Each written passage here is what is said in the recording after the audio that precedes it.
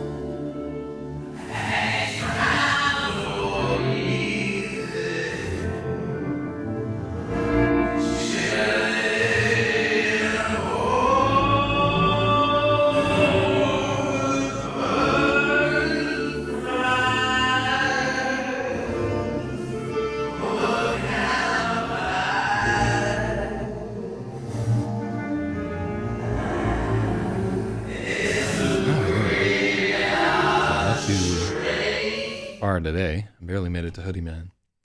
But yeah, we're getting a little bit better at oh, all right, hold on, let me resituate myself here. Camera's a little to the right today. Yeah, this is fine. All right, what do we got here? Let's have some like wow. Yeah, so we had like a amazing show last night. Jesus, I've never made so much money on a show before, ever. And that may be the most we ever get until somebody actually ponies up $2,000 for a band. Which I'm sure will happen there. Yeah, it's going to be some fucking sad FNet news coming your way in a little bit there. We're going to do the best we can to fucking deal with it. So in terms of the story, so that editor who for like the third or fourth night promised that he was going to get, he's like, I'll definitely have it for you tonight. No kind of fucking edit delivered or whatever. So we're fucking... I guess we're 2 days past his hard deadline there. I'm thinking about filing a fucking complaint with the credit card company and just, getting my goddamn money back. I'll definitely break quarantine to do some leg breaking too. Like not even fucking around. Because, when I hire somebody to do work, I want them to do that work every single time. I never want them to not do that work. And I feel like that's a fair position when you're shelling out. I think I'm paying like $35 an hour for this editing. So that's pretty decent money. And yeah, it just pisses me off, man. Whatever, everybody's got like some fucking depression or drinking or dying or that kind of shit happening at the moment there. So, I mean, I can't judge. There's a lot of shit I should have done that I haven't done in the recent, but that's how it is, ain't nothing going to change that. So this is chapter 10, A World-Class Creep. And that's chapter 1.6 at 7:47 a.m. It takes place at Madison and Pearl Street. What time is it now? Holy shit, should I wait 6 minutes? And then we can narrate this in fucking real time? Because it's 7:42 a.m. here in Brooklyn, and this is taking place over in Manhattan. So I would have to fire myself out of a cannon to get to fucking Manhattan in time. Or teleport. There's no teleporters in this story, sadly. Which is a shame, because I love fucking teleports. Oh, hold up. It's only fair if they're dicking you around. It is kind of fucking dicking me around at this point. Like saying they're going to get it, and then they just don't get it. I don't know. It seems like at this point his intent might still be good. Like he wants to get the story to me. He's just struggling. Which is okay. Hold on just a second. Let me plug something in.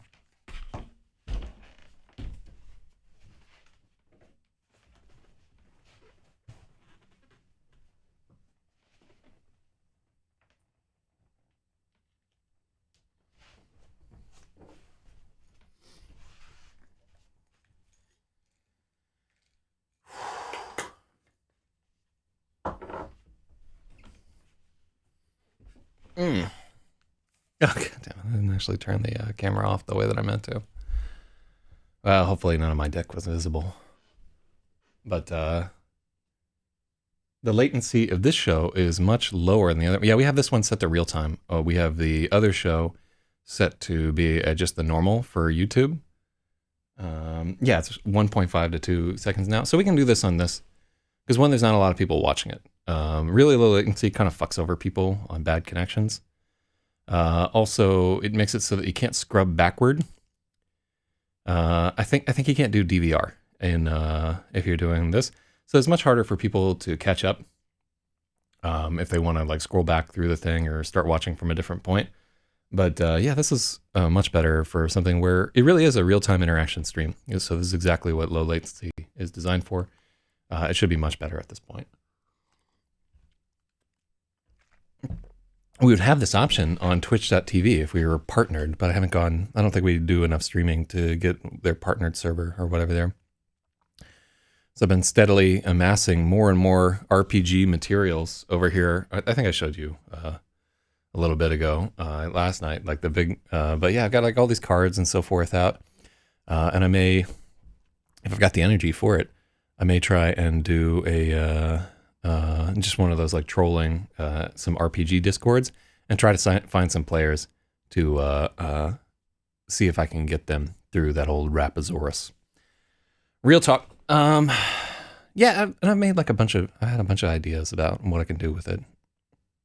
So let's see what I can make of this thing.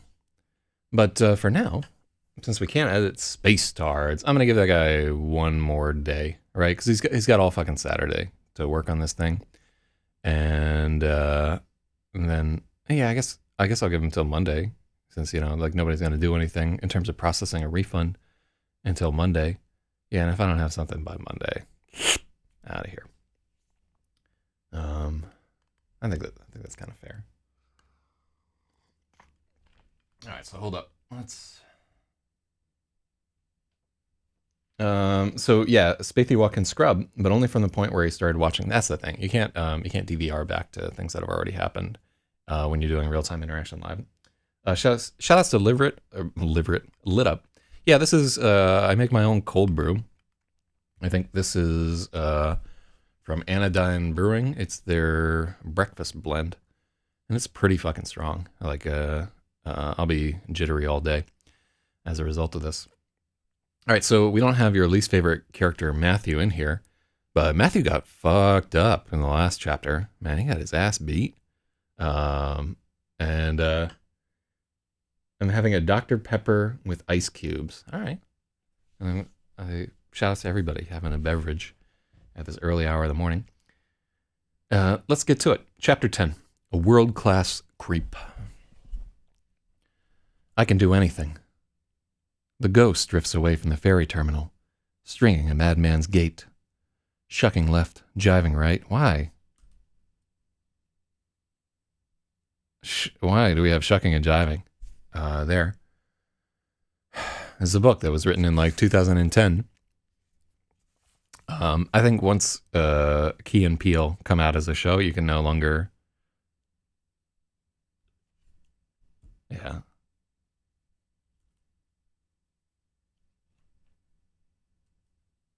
I don't like shucking left and jiving right any longer.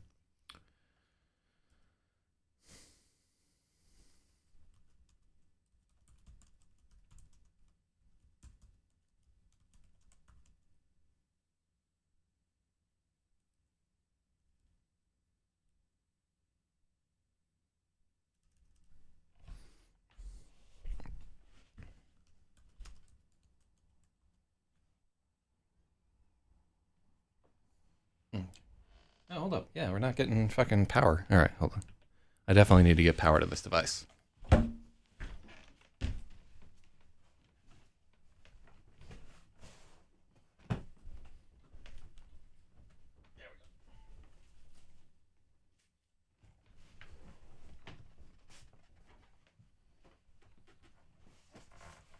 Letter by letter.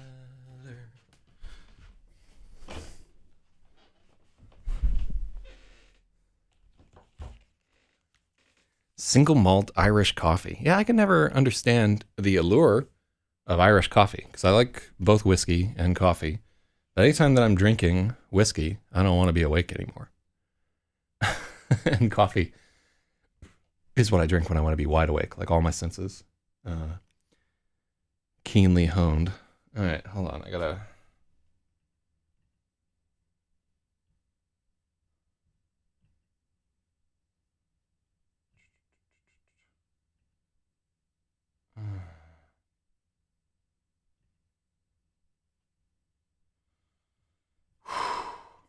Yeah, it reminded me of a task I needed to do.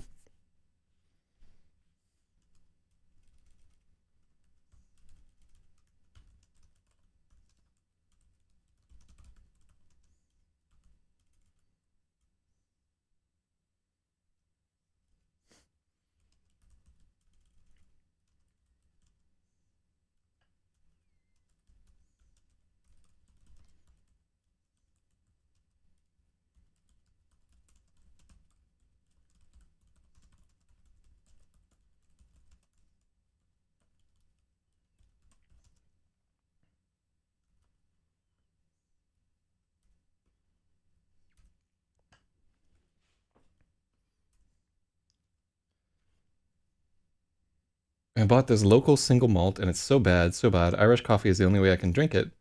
Better than using it to clean the toilet. Yeah, I don't know what would chase well with fucking whiskey. I guess Sprite will make pretty much anything drinkable. Fucking, if you put some lemon juice and seltzer water in it, like, I have some rum here that's really bad. It's so bad that, like, I don't drink it, which is, I'm not a discriminating drinker, but I'm not drinking it at the moment anyway. Because of that Bitcoin billionaire. Hell yeah. What do we got here? So the ghost drifts away from the ferry terminal, stringing a madman's gait. Like a sloop darting between destroyers.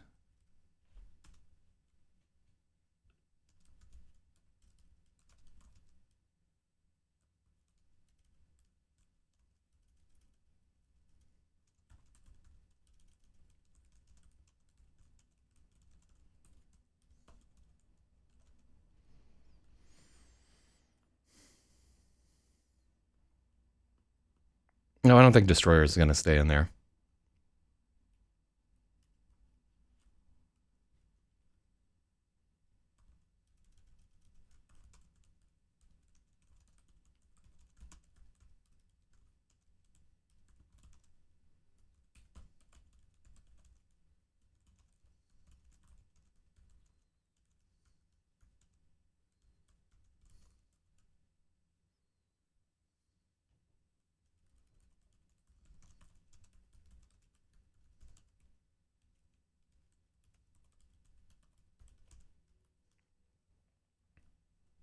Like a sloop among battleships. The ghost drifts away from the ferry terminal, stringing a madman's gait.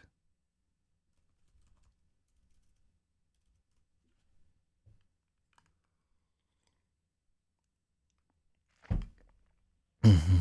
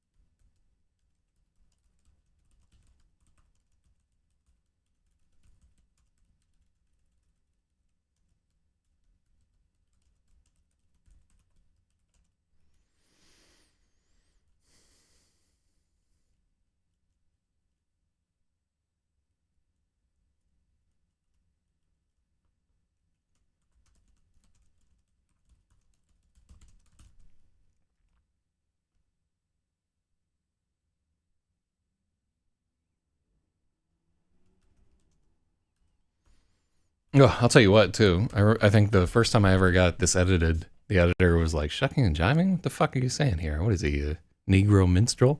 And I was like, no, it's cool. It's cool. It's not cool. It doesn't fucking track. It knocks you right out of the story.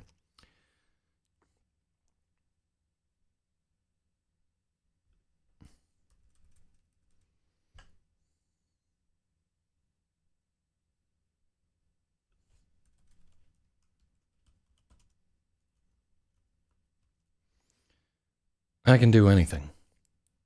The ghost drifts away from the ferry terminal. Let's see. The ghost flits away from the ferry terminal, stringing a madman's gait. Maybe steps.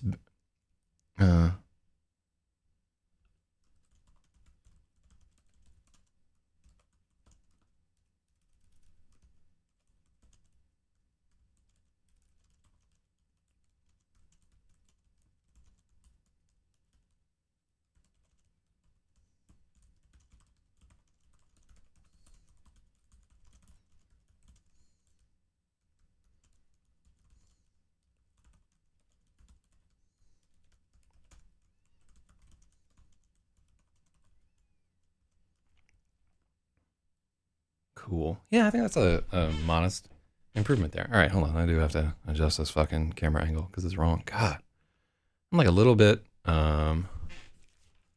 awkward feeling this morning.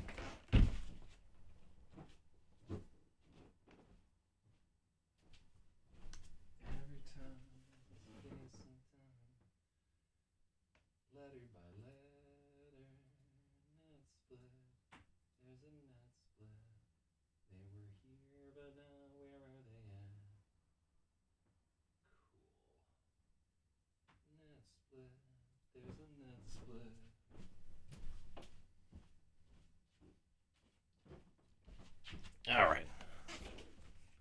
Slow moving is hyphenated. Slow moving is hyphenated. And that is the first point of the day. There we go. Yeah, I was having to like crane my neck in a way that was fucking uncomfortable right here. Every day, that camera position gets moved because of where it sits. And so every day I have to reset the camera. That's why you see like me slightly different. Like the zoom is like a little bit different. The microphone's in a different placement every fucking day because I use all this stuff. I mean, that's just the joy of not having a professional studio for this whole thing. But we're pretty close. So we do need that punctuation at the end. I'm going to give you 2 points there. Puts you up to 46. I can do anything. The ghost flits away from the ferry terminal, stringing a madman's gait. With bouncing steps, maybe fords the stream of slow-moving pedestrians, maneuvering through the spaces between them like a sloop darting through battleships. Nothing can touch him. Better. He stops at every street and looks both ways twice before he crosses, even though he feels bulletproof. With the drunks and the madmen of the city,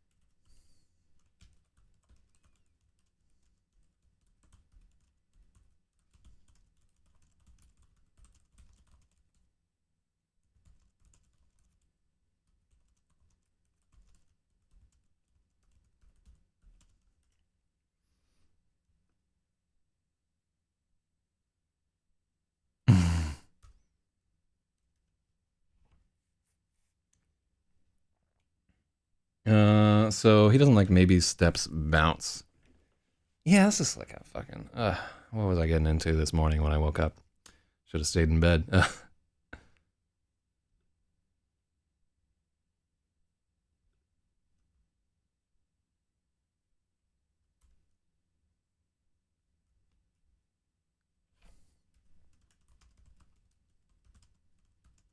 The invisible boy fords the stream of slow-moving pedestrians, maneuvering through the spaces between them like a sloop darting through battleships. It's better. We can just cut that shit. Well, let's see. With bouncing steps, maybe forwards the... Yeah, I want to say he's got a fucking spring in his step. You know, let's keep in mind, this is like a 14-year-old kid. You know what I mean? So he's got to be goofing a little bit. Get this fucking eyelash off of my screen. Yeah. All right, there we go. That's fine. Nothing can touch him. He stops at every street. He stops at every corner and looks both ways before he crosses the street, even though he feels bulletproof.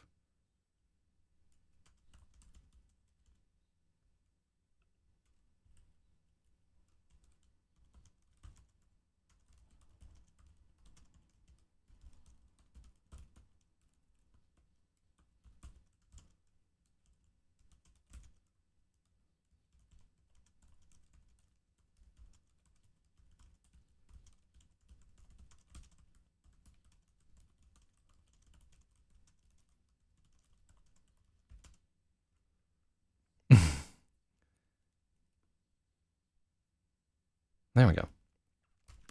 He's free. All right, so that's a little bit better there. Maybe he can do something that's normally reserved for drunks and madmen. He can smile, actually smile at people, and nobody wonders what the fuck is wrong with him. I like that, yeah. Because he can't just, Lord, if you go around like, hey, everybody, everybody's like, you know, that fucking, like, what's up with you, asshole? Let me see here. He's free. Maybe just watch the after-storm sunrise from the top deck of the Staten Island ferry, perched on top of the pilot's booth. No one could tell him to get off of it. On the way down to the terminal, he rode on the back of the E-train, clinging outside the car the way the public safety posters are always telling him not to.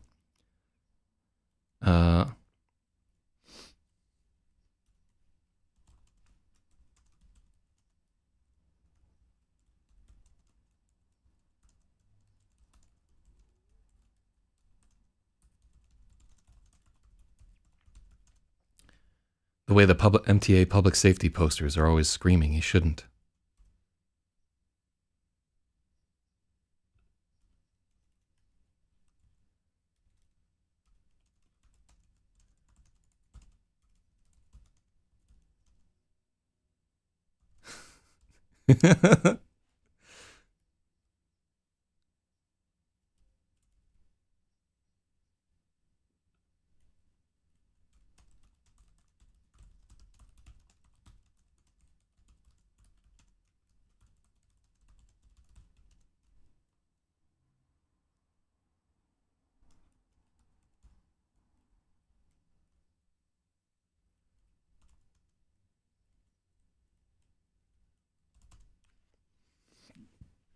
Yeah, I really like this track actually, or this chapter, which is not a track in an album.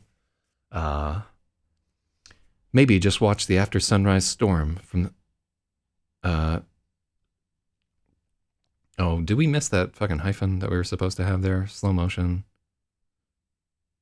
Yeah, I completely missed this hyphen, but I remembered. See, I am paying attention to you. I'm like a guy reassuring a housewife here. Good God. Nothing can touch him. He stops at every corner and looks both ways twice before he crosses the street, even though he feels bulletproof. Maybe he can do something.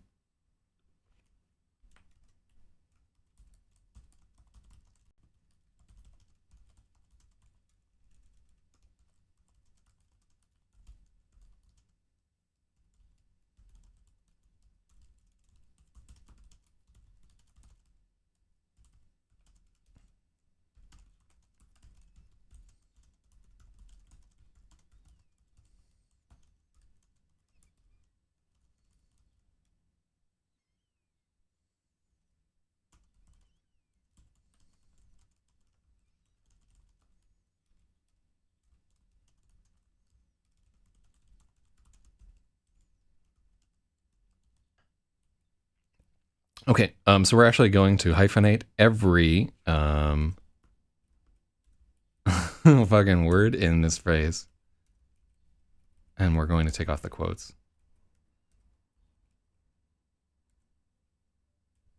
And we're not going to have a question mark there either, so...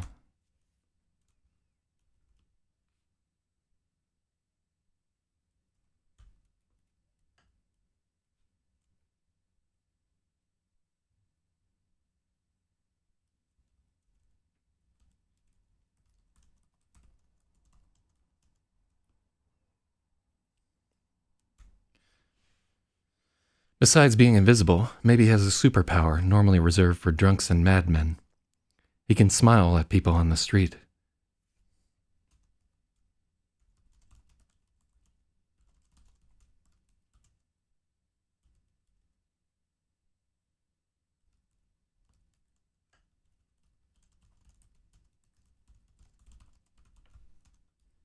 Nobody wonders, what the fuck is wrong with you? I like that. That's improved. Because, you know, we can see what I was trying to get at there, right? Like, normally you can't go around just fucking jibber-jawing at people. And we were just saying it in a really clumsy way. We had like this weird construct there. And a lot of the editing process is just being like, how can I make, like, what am I trying to do? And how can I make this stupid fucking bullshit like a little bit simpler and more honest? And I think we succeed there.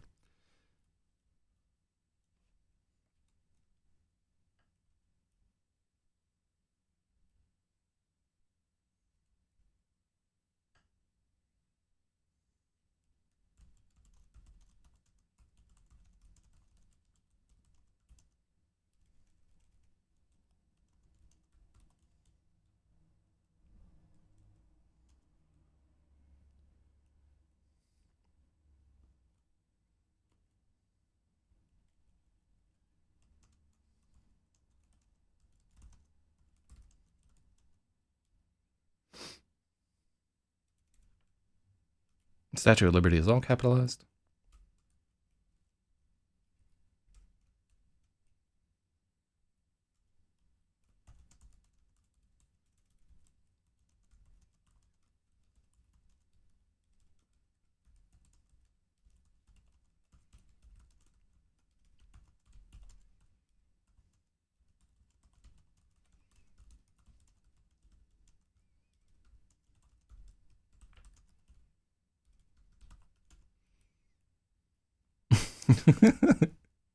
I like he was riding on the Staten Island ferry, actually on it.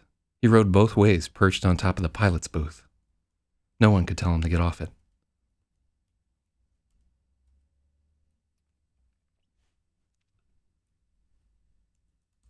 On the way down to the ferry terminal, he rode on the back of the E-train, clinging outside the car. He got the idea from an MTA public safety poster that was trying to warn him it was dangerous.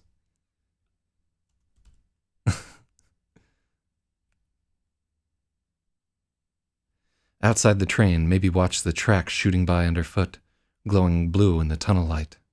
He smelled the cold brake pads and transformers' subway wind and saw 1,000 scrawls of unintelligible graffiti. No one yelled at him from the platform. No one saw him. No one gave a shit.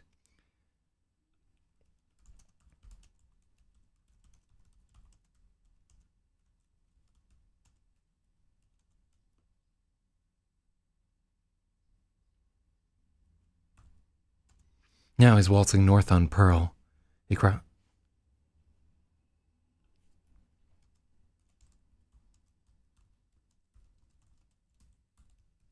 Now he's above ground on the sidewalk, waltzing north on Pearl. He crosses Madison, feeling fine. I can go anywhere. I can do anything. This is the good shit LeVar Burton was pushing. The whole world opening up to him like the walls of his cell just all crumbled at once.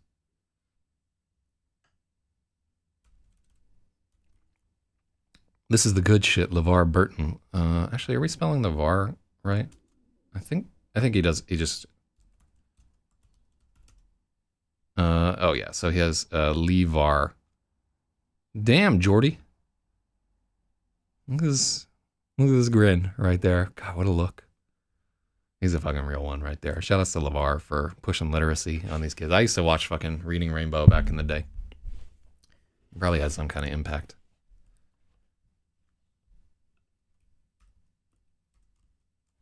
This is the good shit LeVar Burton was pushing. The whole world opening up to him like the walls of his cell all crumble. Yeah, so what we're referencing there is like the Reading Rainbow thing, where he's like butterfly in the sky. I can fly twice as high. Take a look. It's in a book, a Reading Rainbow. And then I think the second stanza is I can do anything, which is a sort of a limitless feeling that he's trying to express right here.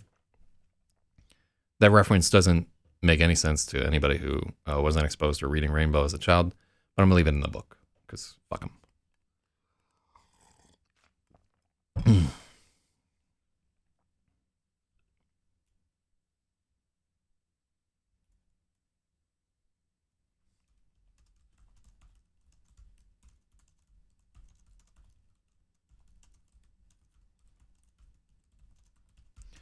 The whole world is open to him.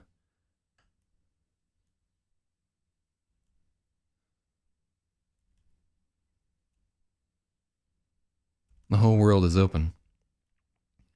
All the corporate buildings that loom around him, their keycard turnstiles are no bar to him. Their fat doormen can't stop him.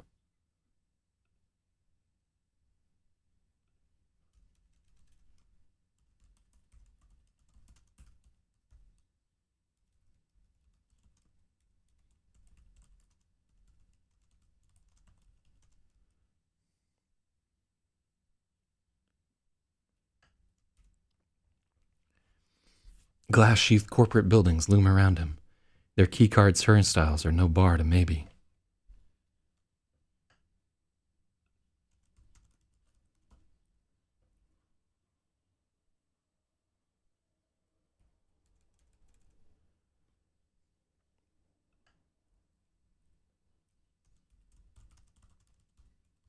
The stores lining the streets are just one big bonanza for the taking.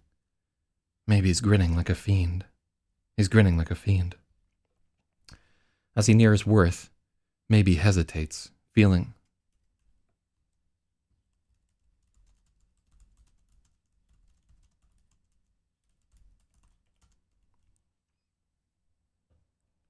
As he nears Worth, maybe hesitates, feeling a twinge of pain in his stomach. A pretty Asian woman in a business suit passes by him, her heels clicking. If he wants to see her naked, all he has to do is shadow her for the rest of the day. He can slip right into her apartment behind her. He knows how. In that one thought, the joy is gone.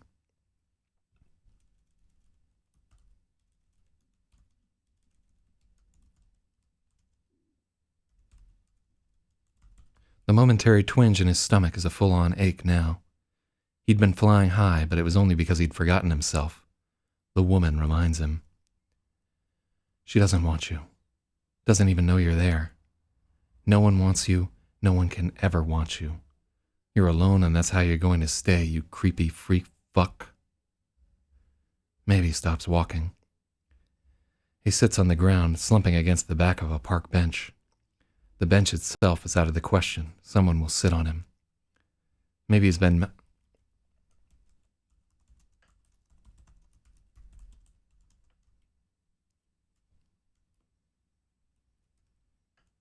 Maybe he's been completely knocked out of the clouds now. He doesn't want to remember this, but it's sucking him in anyway. Here it goes. It was a week after he'd woken up gone. Maybe he was through being scared and starting to power trip. Taking things he didn't need. Moving shit around just to see people freak out. Saying weird shit like, "You killed her," and "God wants you to die." Are these both colons? I think they're both colons.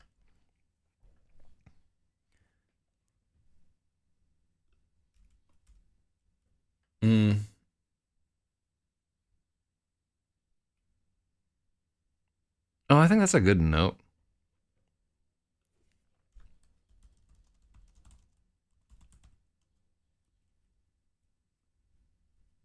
Yeah, I think that's a good edit. See, these fucking edits are so much better when you're here, Smithy Wow. You catch all kinds of shit. I just hold on. Let me not have LeVar Burton's creepy glare pointed at a brother the whole time we're editing. Because that's fucked up. All right, what do we got here? My hands smell like garlic. Like I really should have washed them better before the stream. I was making a sous vide garlic steak, so that's gonna be cooking for about 4 hours, which is good. The like taking forever to cook things in a sous vide is nice because it keeps me from eating during the period where I'm like supposed to be intermittent fasting or whatever. So yeah, the things that fuck up intermittent fasting for me is like drinking the night before, and then you wake up and you're like, I gotta get some grease in my stomach. You know that feeling, and just being bored. And if I know that something is like slowly cooking, that will hopefully be delicious. Maybe that won't happen to me. I don't know. I'm just testing. I'm enjoying the sous vide, but let me see. Saying weird shit like you killed her and God wants you to die to people when they're all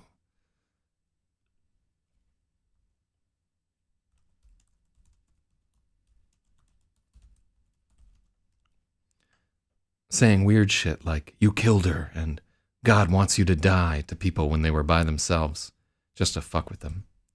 That's such a mean thing for him to do.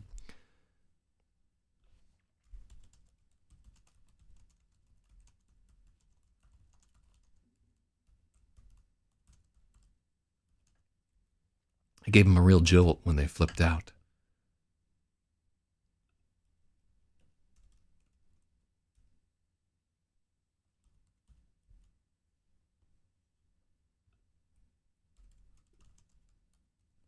Maybe he stopped doing all that when the cab hit him. The taxi was a police auction Crown Vic, but it felt like 4,000 pounds of pure guilt. Because the night before, maybe he did something very wrong. 1,000 times since he's sworn he'll be good. He'll never do that again. But to this very day, every time he jarks off,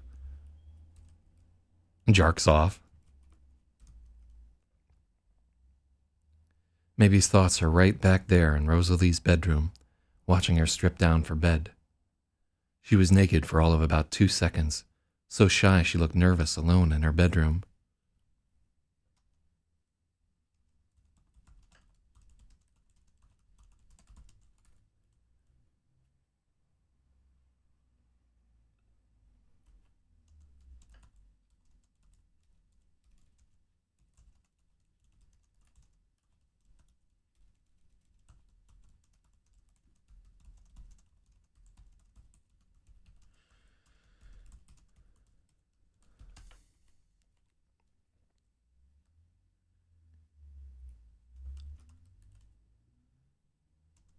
Those 2 seconds engraved themselves in Maybe's memory, chiseled so deep that even now he can pull up a perfect recall of those brown nipples, the wisp of curly black hair between her legs. He can remember exactly what it felt like to stand in the corner of her bedroom, the rest of his body frozen with electric terror while his dick was practically leaping up and down. Double thought, according to Spathiwa. Dick was dick.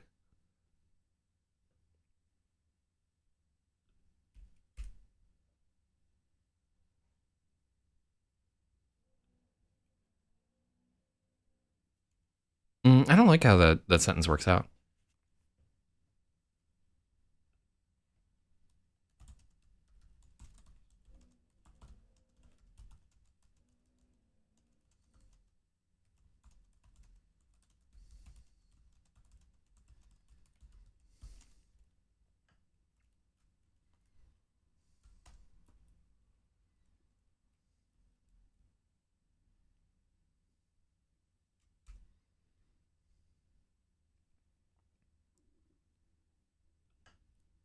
Before he vanished, Maybe used to sit at the desk behind Rosalie in third period history.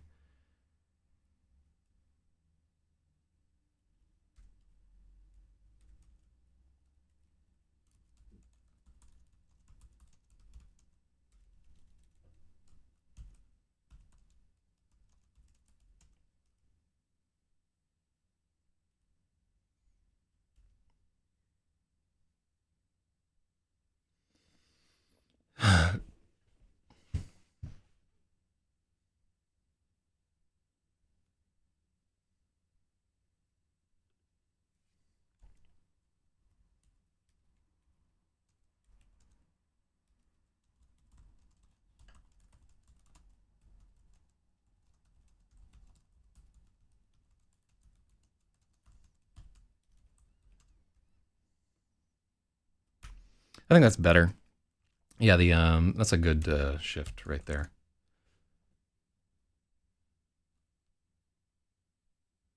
She was naked for all of about 2 seconds. She looked so shy, even though she was alone in her bedroom. Alone in her own bedroom, as far as she knew.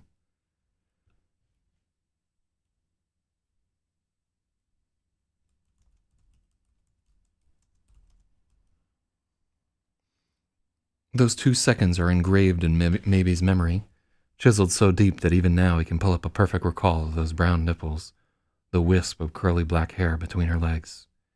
He can remember exactly what it felt like to stand in the corner of her bedroom, of her tiny bedroom, the rest of his body frozen with electric terror while his dick was practically leaping up and down.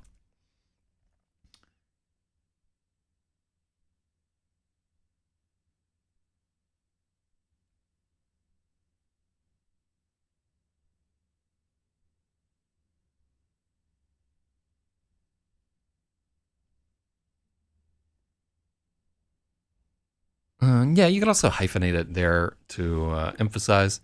I like having that clause at the end of the sentence right there, but I don't think it needs additional attention drawn to it because I think it's like a tiny bit clumsy, but not so clumsy that we need to get in there and do work on it. Yeah, like I'm not a big fan of like an M dash aside at the end of a sentence there, like the author's like, you see what I'm doing here? See what I'm doing here, guys? Yeah. By the way, just because this is a Saturday after a show, we're just probably going to do one chapter. Just setting expectations. Yeah, like it's unlikely that I've got juice for a 3-hour edit here. That's how I talk IRL. I'm just constantly elbowing people. Like, how about it, guys? So before he vanished, Maybe used to sit at the desk behind Rosalie in third period history. Classes in Manhattan are so crowded they're practically on top of each other.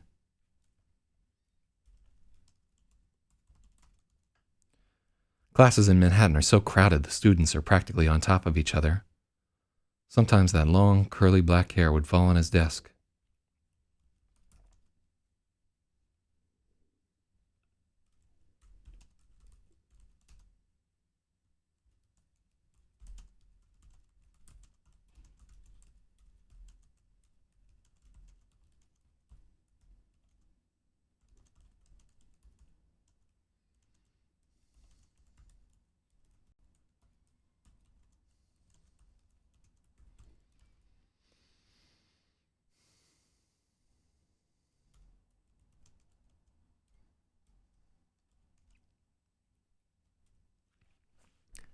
Sometimes Rosalie's long black hair would fall on his desk, and he'd stare at it, transfixed.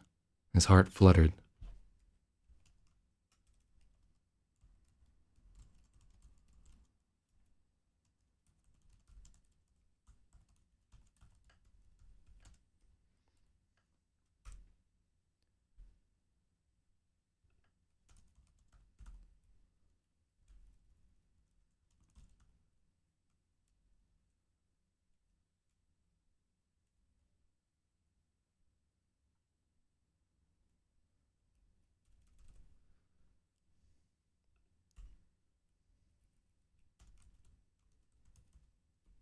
I think we might have changed her name.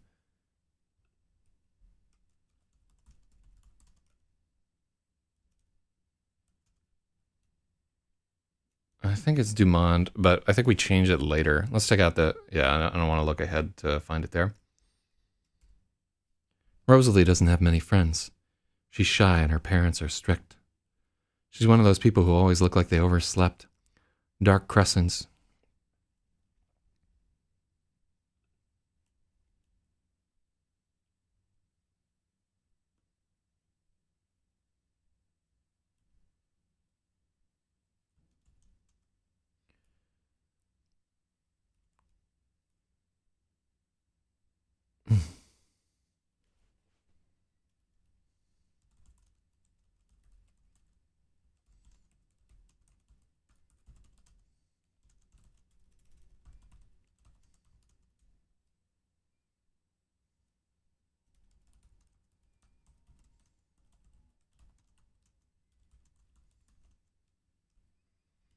There are always dark crescents beneath her eyes, a hint of perpetual sadness at the fringe of her expression that maybe thinks he can fix.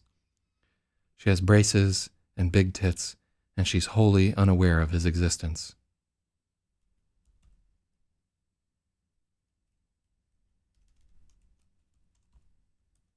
And she's wholly unaware of Maybe's existence. He wants her more than anything else in the world.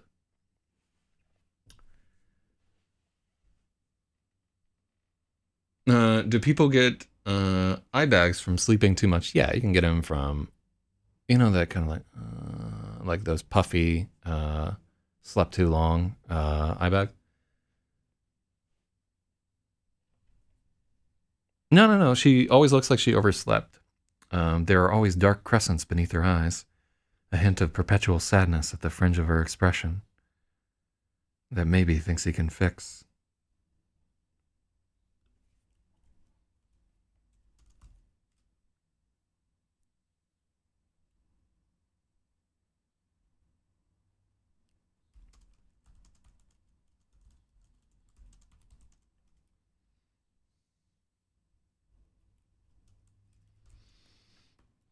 She has a perpetual hint of sadness at the fringe of her expression that maybe thinks he can fix. So that's one where we wouldn't italicize there for emphasis. During reading, probably you would put like a little spin on it, but not like a full italic amount of emphasis. The reader has to add their own emphasis. She has braces and big tits, and she's wholly unaware of Maybe's existence. He wants her more than anything else in the world. Oh, now we have some motivation for this character right here.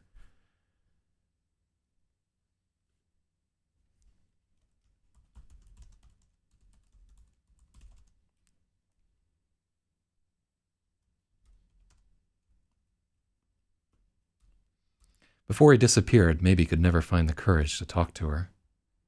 Every day at the end of the class, he tried to force himself to say hi, but the words were locked in his chest like a vault. After an agonized month, he began to write her secret admirer letters. Short and sweet, written on Strathmore 20-pound paper.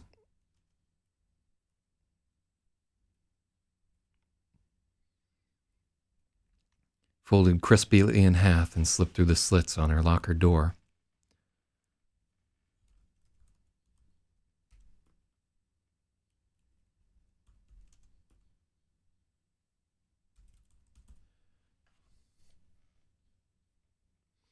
After an agonized month,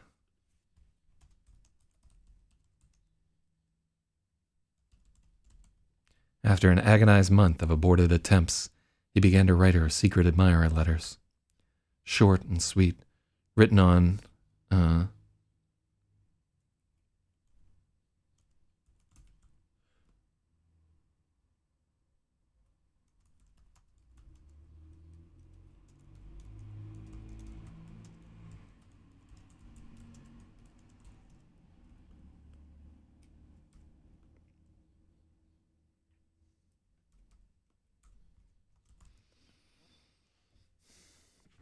Maybe would fold them crisply in half and slip them through the slits on her locker door. Slit is wrong here.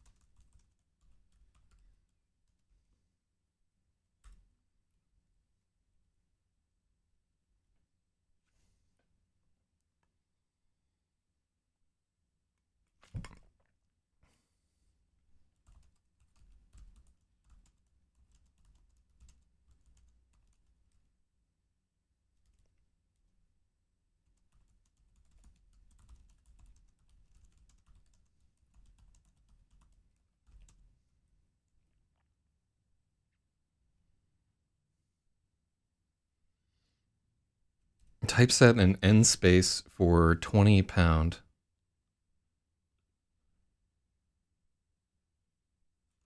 Let's see.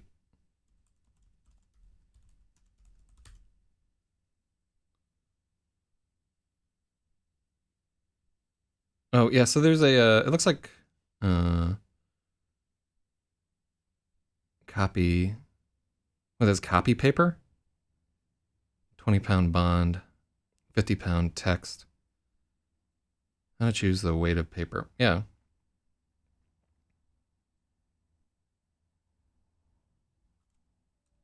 Yeah, let's,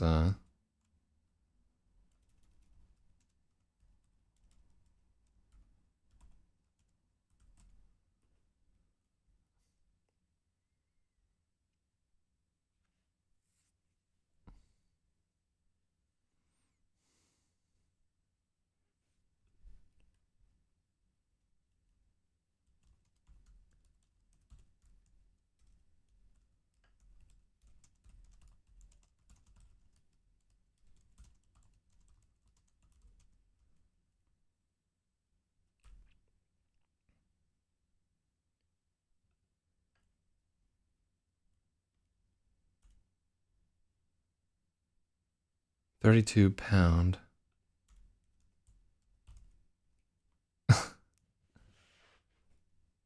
Is there like a,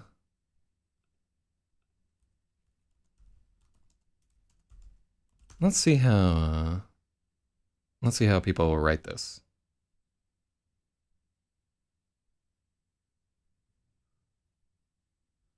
32 LB bond. Let's see here.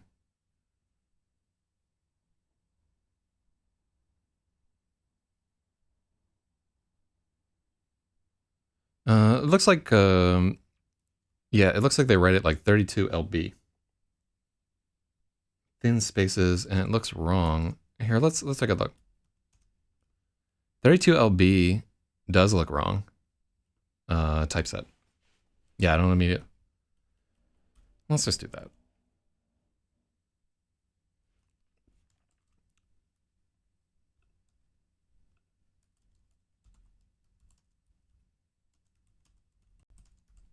Does this even exist? I was writing cotton. All right, yeah, it's a fancy fucking inkjet.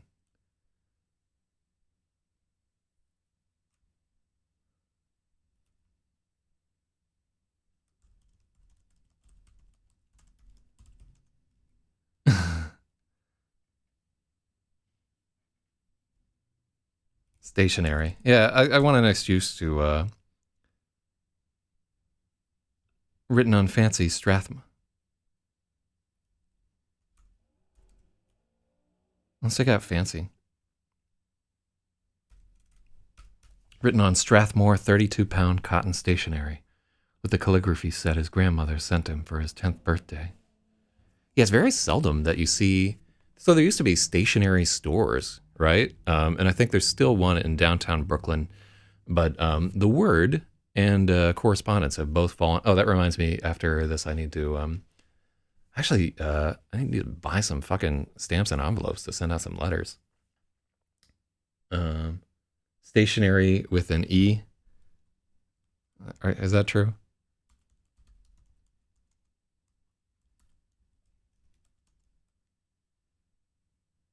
They're changing their meanings entirely. Oh, absolutely right. Oh, I'm gonna give you an E. Yeah. Wow, I had no idea those were two different words there. I'll give you a big point for this guy. In fact, you get another one because we are editing this bond thing. So up to 50 points. That's half 100 points that you got right there, Spathy. Burning up the fucking charts right here. After an agonized month of aborted attempts, Maybe began to write secret admirer letters. They were short and sweet, written on Strathmore 32-pound cotton stationery, with the calligraphy set his grandmother sent him for his 10th birthday. Maybe would fold the notes crisply in half, then slide them under her locker door. Some were a page, some were just a paragraph.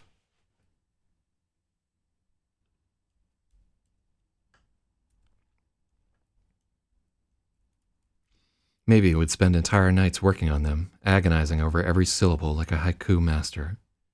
He'd burn through a dozen drafts and revisions.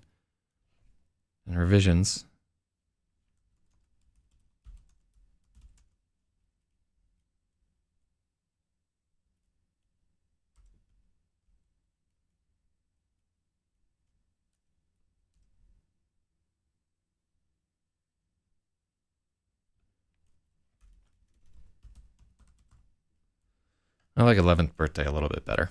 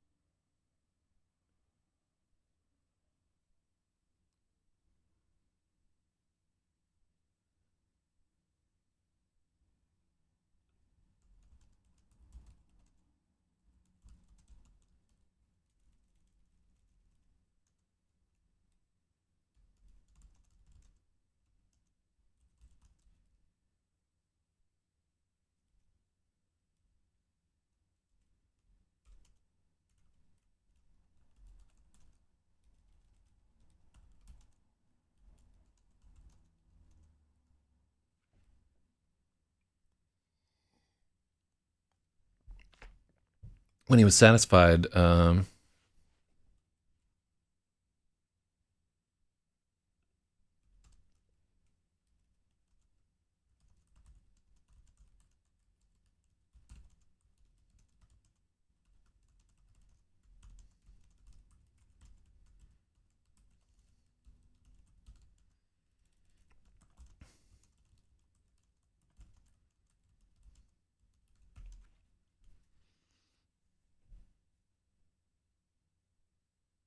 he'd burned through a dozen drafts and revisions on regular paper.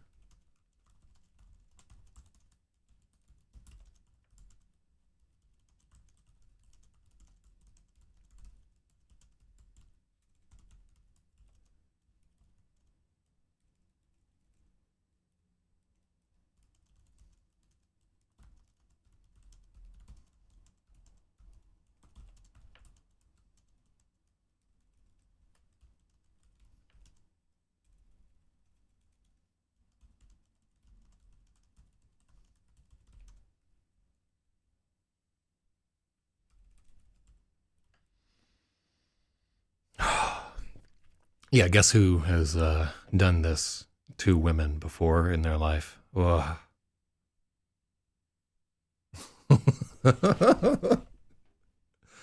Oh, it used to be cute when I was younger. Now it is creepy as fuck.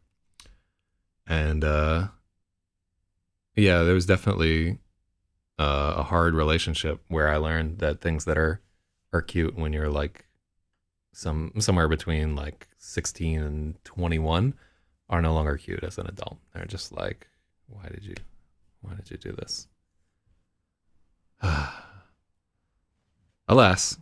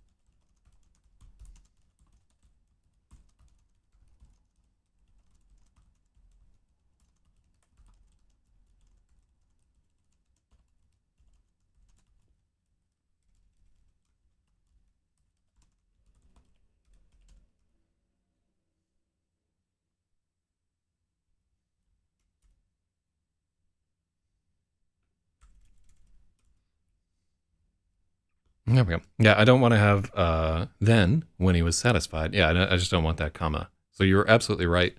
That's not something I want. So let's read through this whole letter thing, which is a new addition to the story, which is why you can always tell the things that have been over a few passes before because they're like they're kind of rough. Before he disappeared, maybe he could never find the courage to talk to her. Every day at the end of class, he tries to force himself to say hi, but the words were locked in his chest like a vault. After an agonized month of After an agonizing month of aborted attempts, Maybe he began to write secret admirer letters.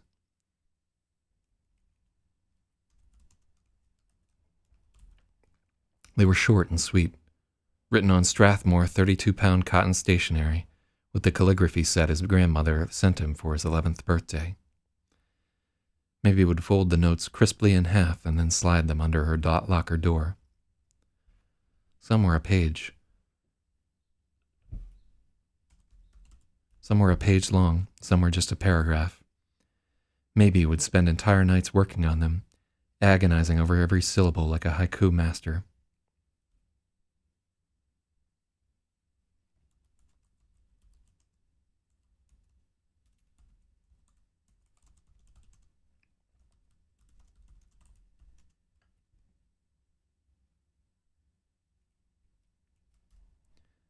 Maybe he would spend his entire Wednesday night working on them, agonizing over every syllable like a haiku master. He'd burn through a dozen drafts and revisions on regular paper. When he was satisfied, he'd write the whole thing out in perfect longhand. If he made even a single error, he'd start again on a fresh sheet. He never ran out of things to say.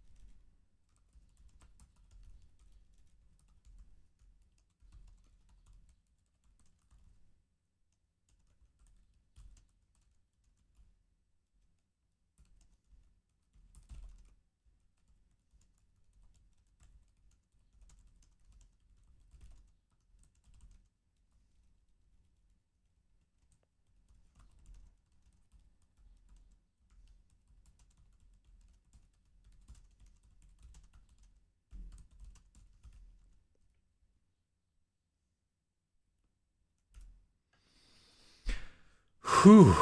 All right.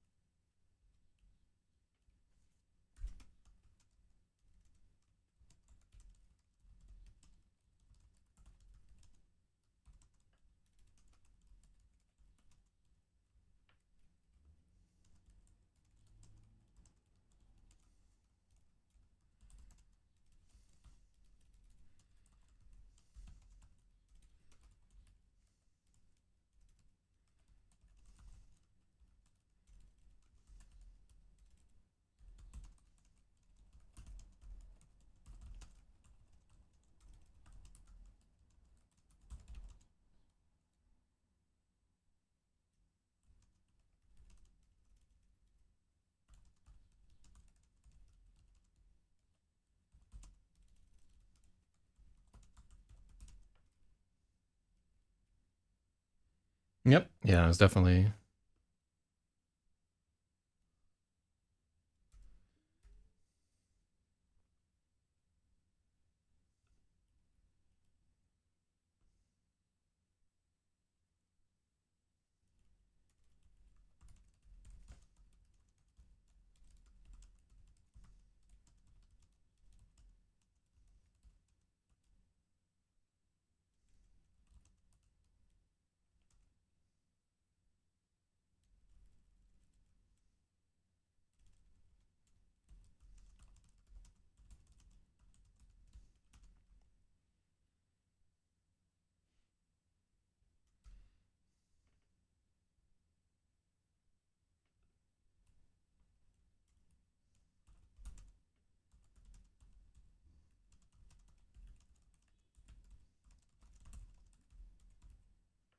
Mm-hmm.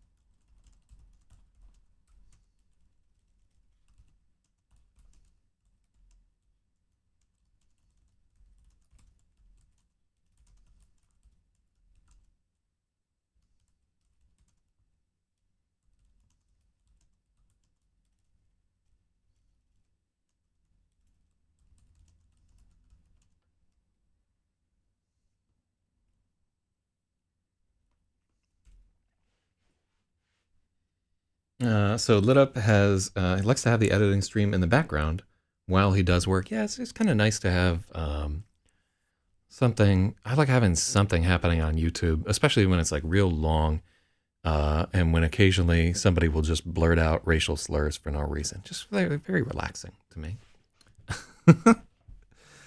So maybe he used to wait until after school on Thursdays to deliver his letters.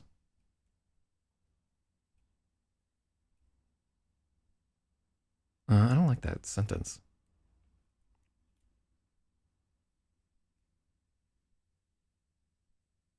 I don't know about that comma either. Maybe he used to wait until after school on Thursdays to deliver his letters. Yeah, that seems. Don't like it.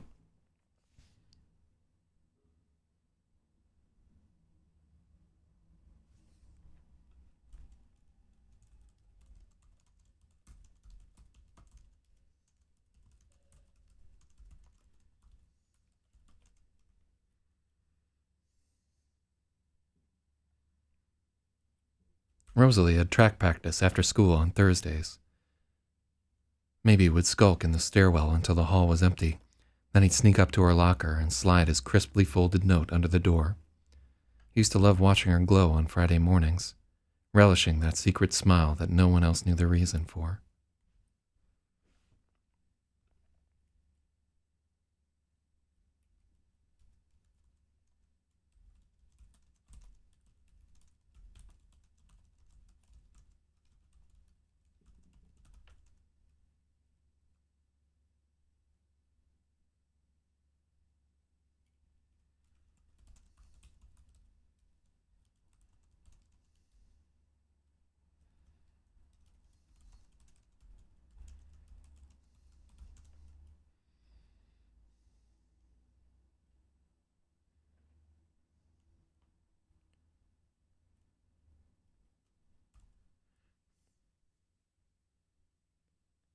Yeah. So yeah, thanks. Yeah, I really think that I was just like fumbling around, like, how do we make this happen? We got all this construct and everything.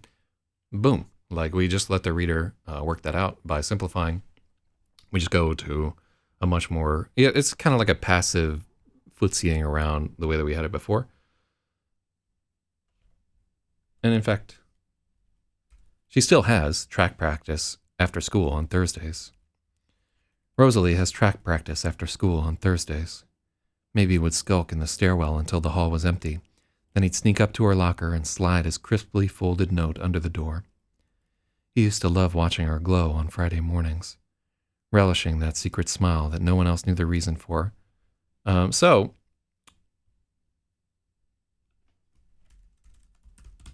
we're going to change it to second period history.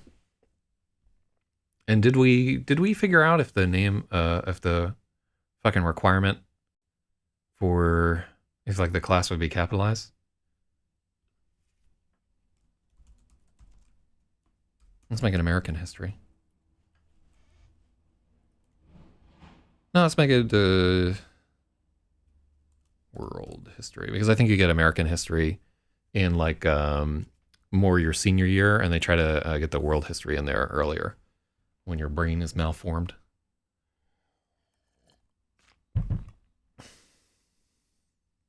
And there's not a hyphen for second period.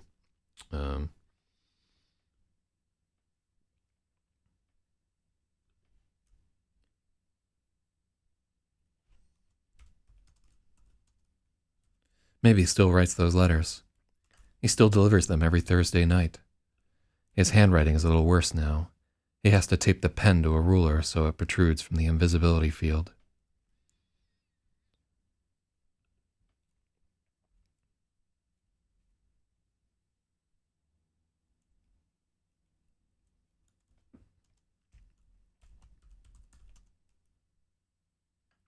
Even now, slumped against a bench 100 blocks away from her family's apartment, Maybe cringes at these memories.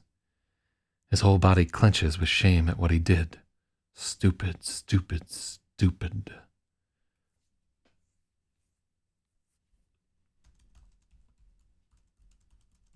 Let's make it the memory of that night. He should have just talked to her, confessed everything.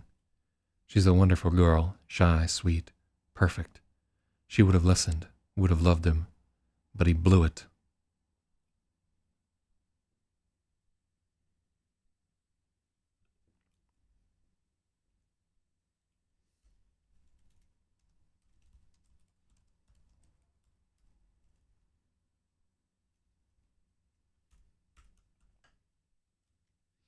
He'd followed Rosalie home from school, planning to tell her who he was, to explain the whole invisible thing.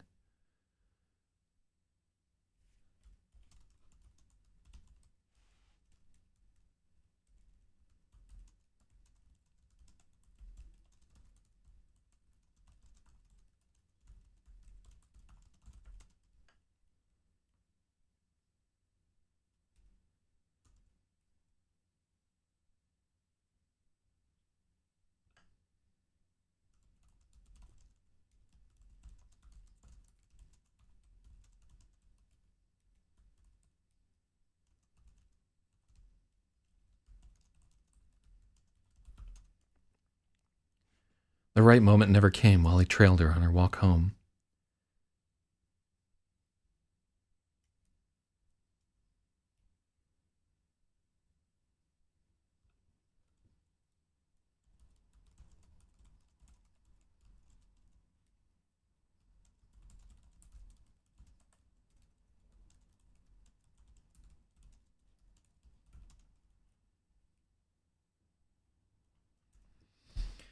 There's a trick to following someone he learned very early. You match their stride. No one ever notices their own footsteps are too loud.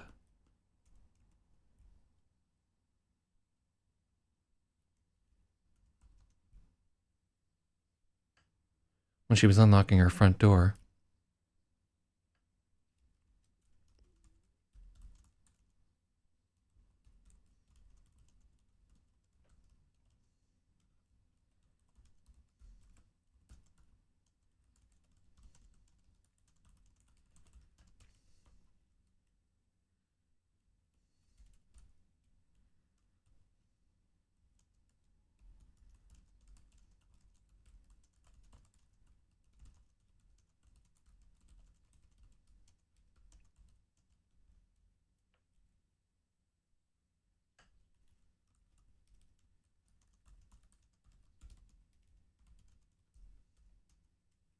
I think that's a good note.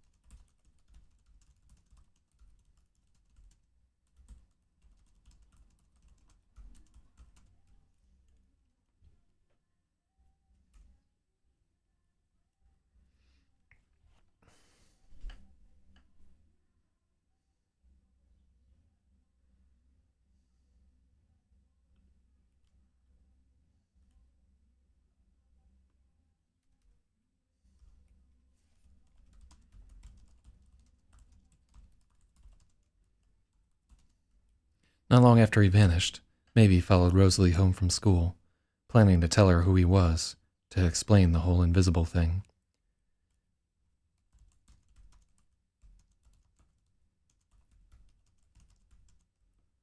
He wanted to ask her for help and to confess he was in love with her. The right moment never came while he trailed her.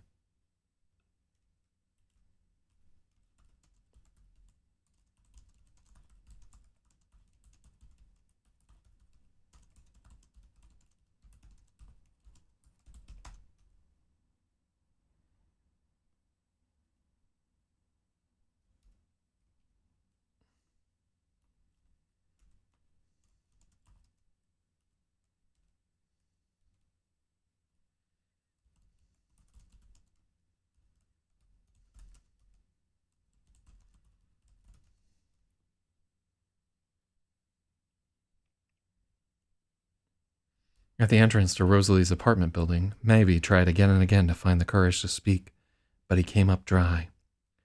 There's a trick to following someone he learned early. You match their stride. Nobody ever notices their footsteps are too loud.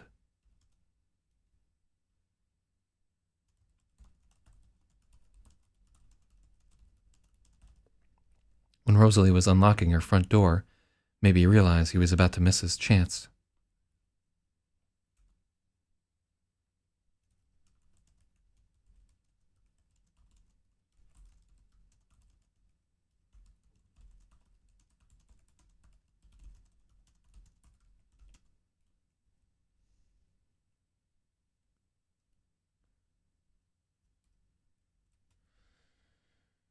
Whew.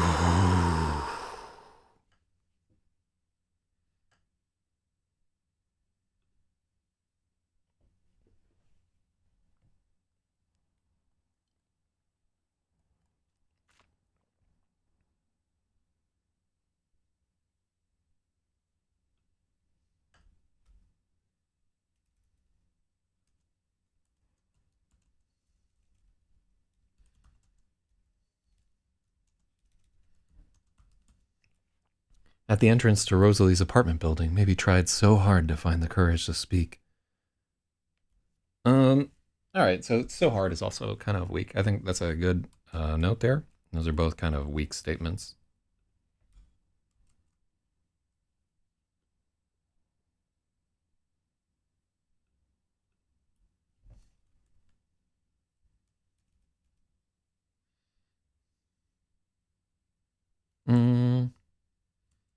Let's go to...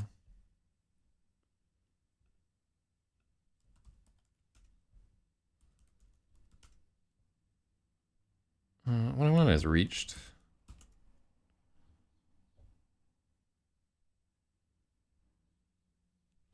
Oh, hold up.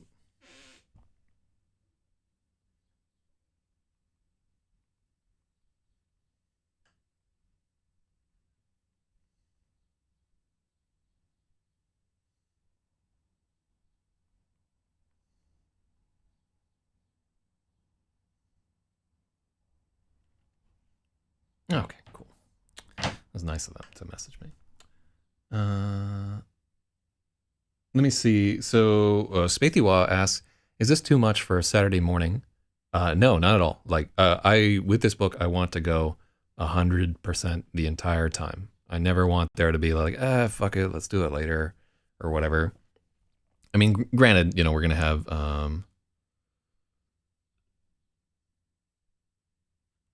I want him to strive for the courage. Yeah. There we go. At the entrance to Rosalie's apartment building, Maybe strove to find the courage to speak. He came up dry.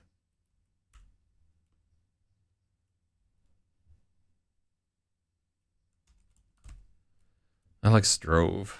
That's good. So yeah, like just as a general note, this is probably the best book that we've worked on the stream. It's significantly better than Space Tards. Probably like more marketable than Gravid's like special in its own way. But I don't think anybody's ever gonna buy Gravid. So At the entrance to Rosalie's apartment building, Mavis strove again to find the courage to speak, but he came up dry. There's a trick to following someone he learned early. You match their stride. No one ever notices their own footsteps are too loud, even when you're right on top of them. When Rosalie was unlocking her front door, he realized he was about to miss his chance. He slipped past her and into her apartment while she was hanging up her coat. Yeah, I'm like anxious just thinking about this shit. That's so fucking awkward and weird. Matthew, maybe. Maybe Matthew. All right, let's give him a point for that doubled up word.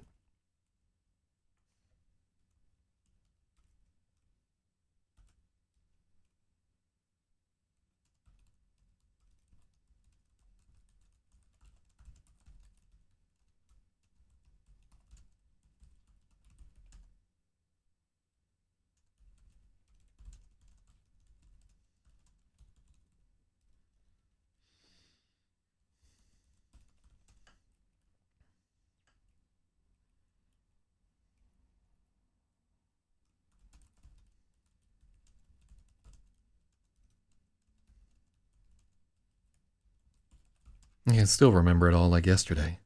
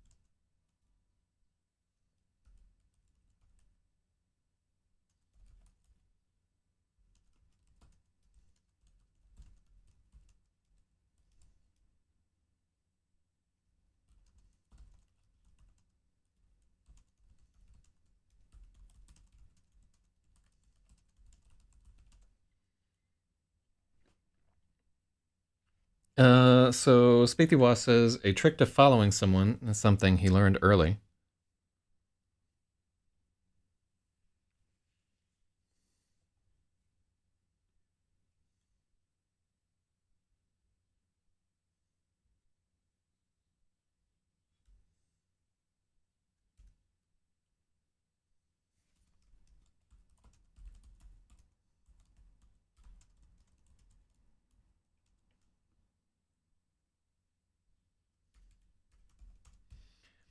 Is a trick to following someone that may be learned early in the game.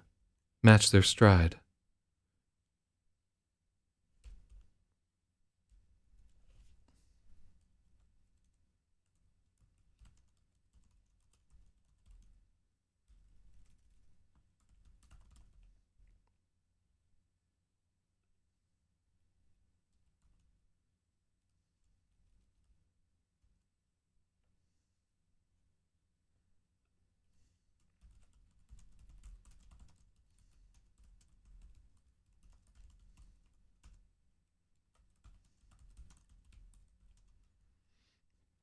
Maybe knows the trick to following someone.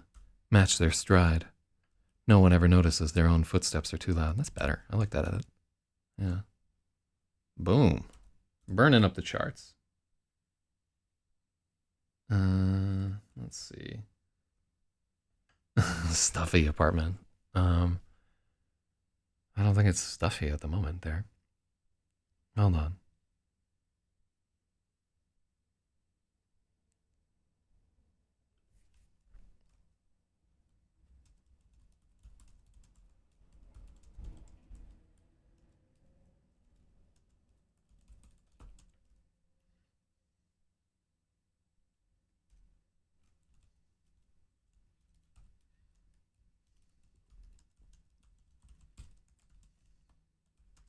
The smell of guttered candles. The continual fear of knocking over one of the countless knickknacks in the cluttered apartment.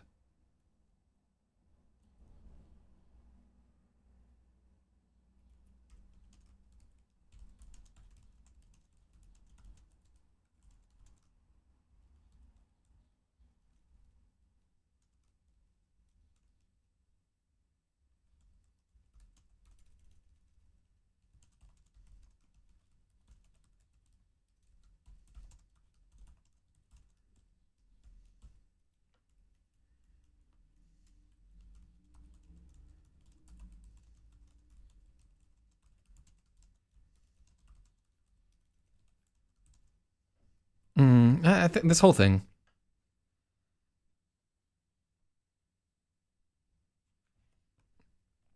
Yeah, we don't. I don't think we gain much from that. So let's.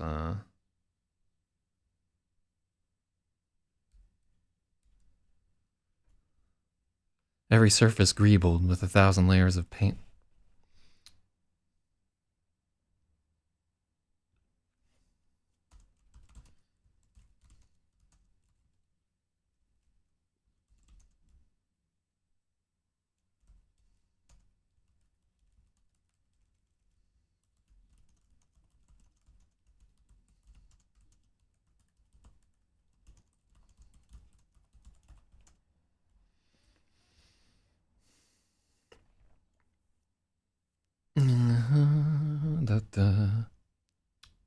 He remembers it like yesterday.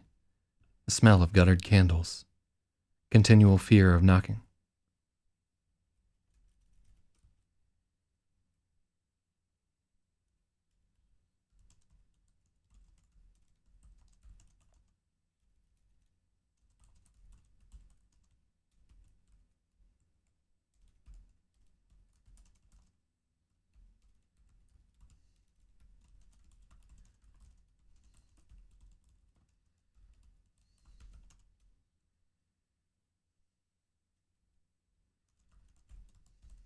Mm-hmm.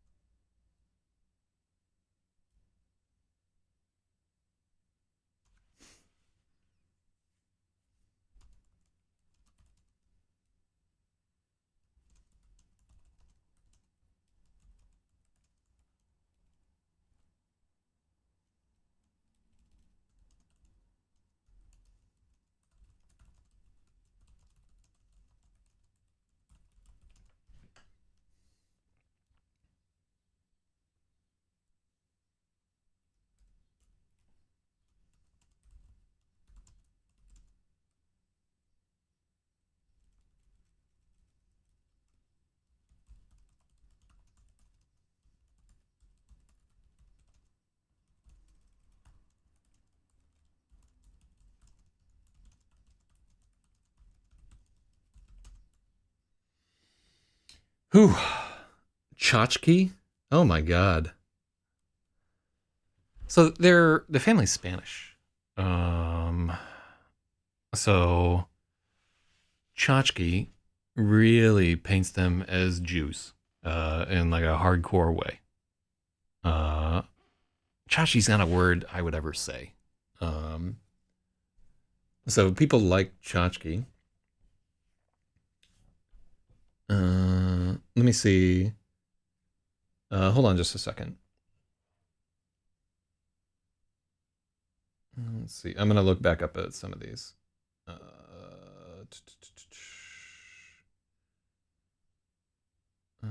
14, because it's from 12 to 14. Tchotchke. Hold on. Let's find out the origin of Tchotchke. Church key.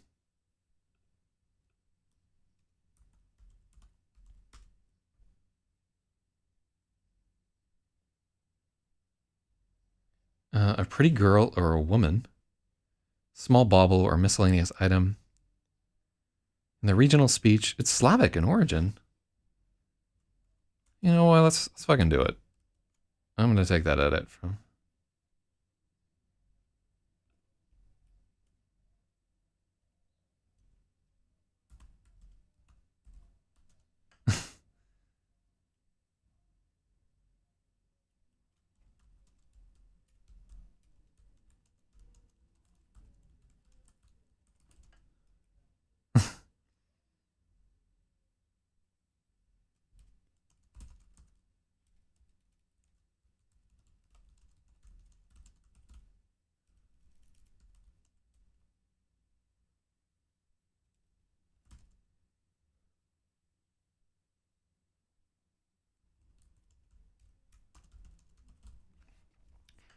He remembers it like yesterday.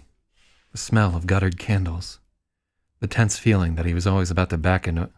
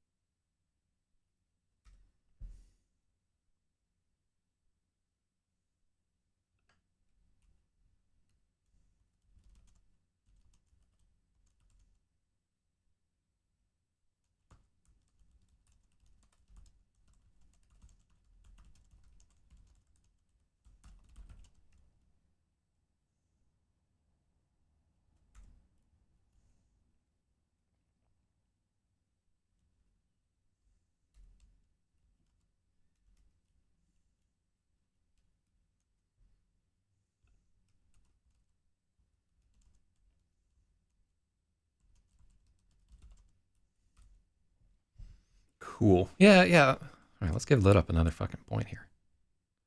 Because I think, even though they're Spanish and they're in Harlem and everything, there's enough pervasiveness to Tchotchke that I think it fits, and it makes the story like a little bit more New York.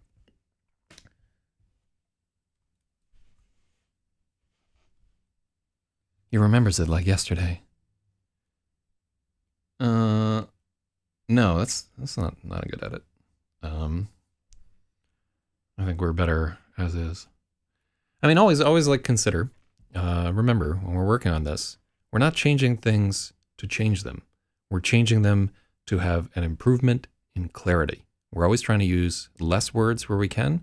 We're always trying to use a stronger language wherever possible. We're always trying to avoid cliche, right? And so anytime, like something like, for instance, like a bull in a china shop, like I know what that means and you know what that means, but we've both heard it so many times that those words don't have any power, right? They've been stripped. Like when you see a bull in a china shop, you're thinking of like Groucho Marx or fucking comedy routine. There's all these cultural associations that are tied into that. So cliches like that, like they start as aphorisms and they become cliches and they lose all their power to affect people emotionally. And so part of like what we're doing here is like anytime when we see something that's like a common aphorism or a saying or whatever there, we want to take a good look at it and be like, how much power does this cliche still have? Because language loses power over time. In other words, gain power. It's like a continual struggle in the whole thing. Anyhow, um, so that's just part of why. Like if it seems like I'm not taking your edits and so forth, this is why. Lit up thinks that that's a stronger word. Yeah, knick-knack didn't feel right. I'm gonna go with tchotchkes, and I don't know. Maybe I'll get some of those Israel bucks as a result. Real talk.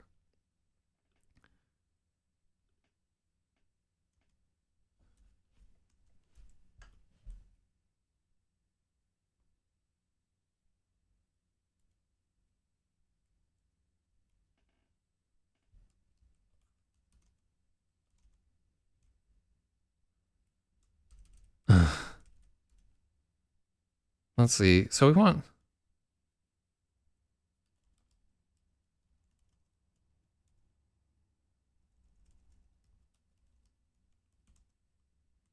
mesmerized by the way she carried herself when she thought no one was watching.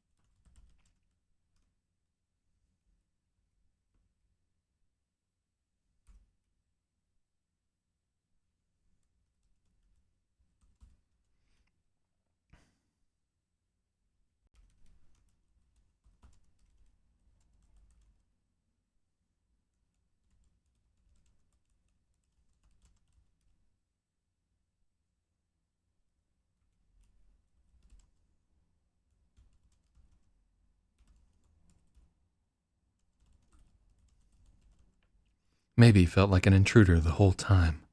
Every breath was a transgression. I really, really like that line right there. So apparently there's a Kaspersky method of sense-based progressive descriptions. See, smell, feel, taste, boof, poop. Huh. The fucking antivirus guy came up with that? That's wild.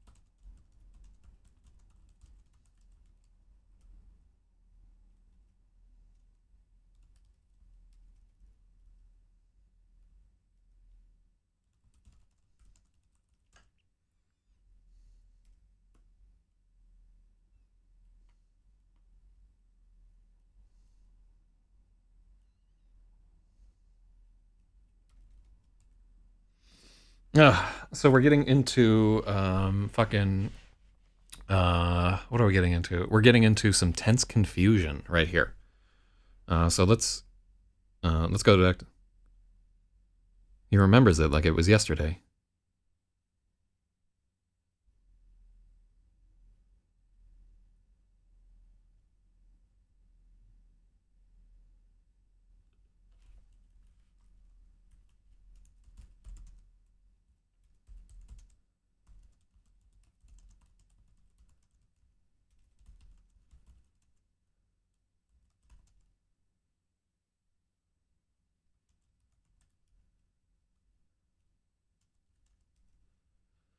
Mm-hmm.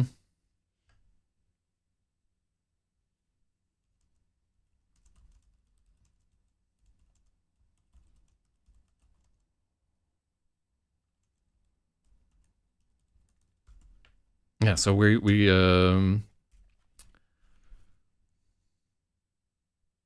all things he remembered.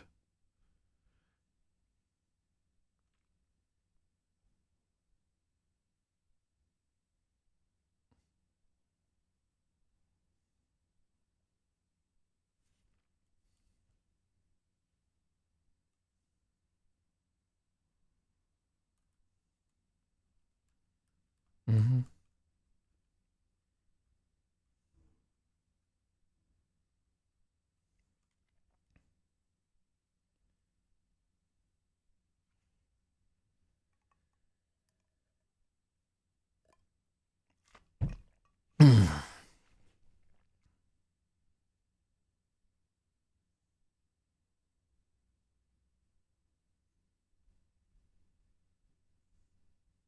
Okay, cool.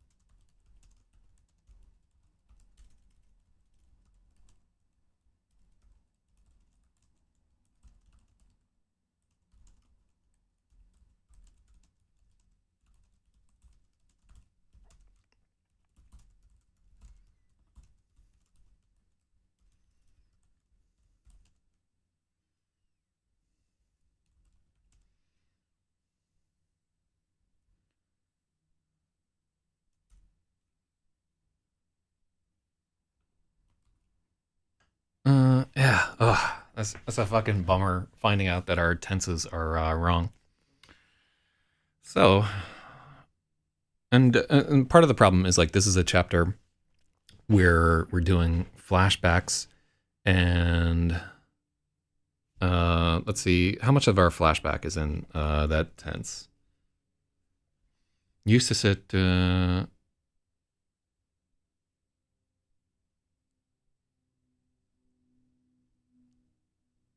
Okay.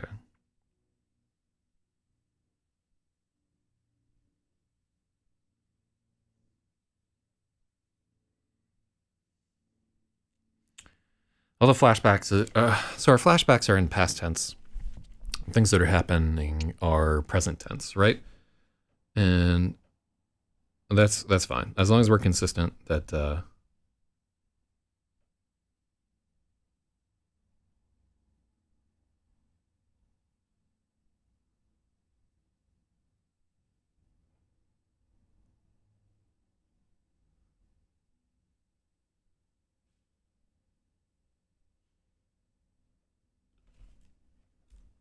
yeah. All right. So let's just. I think we're okay. Uh, a deja. What are these suggestions, Red Boss? A deja vu like feeling swept over him. Like again, we want to make our sentences better. That one's objectively worse. Um, yeah, deja vu is. You can get away with like one mention of deja vu in the entirety of a printed work and so forth. And deja vu by itself is a cliche, right? Like as soon as you have that deja vu, I just been to this place again, higher in the stream. You know what I'm saying? Um, So yeah, like these suggestions would make the book worse. And I want you to like take a second and like think about why they would make the book worse, right? So here, let's take a look at this line because I think this is somewhat useful. So it was as clear as if it were yesterday, right? In fact, he remembers it like yesterday is a little edging into cliche, but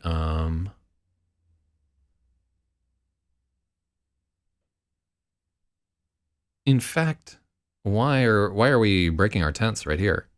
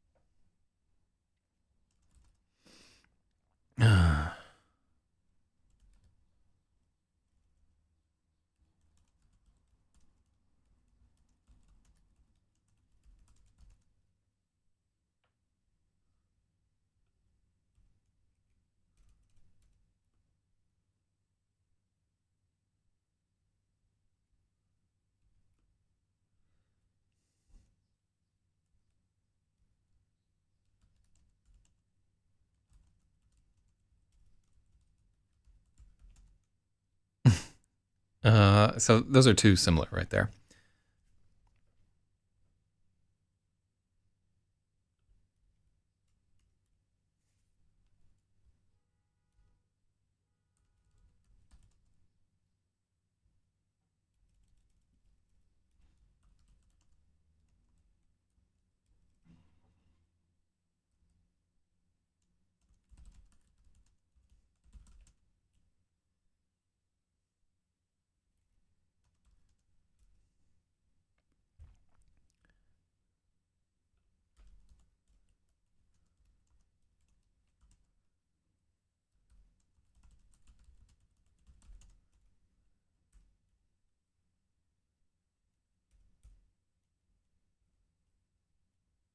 So I think store would also be hyphenated there.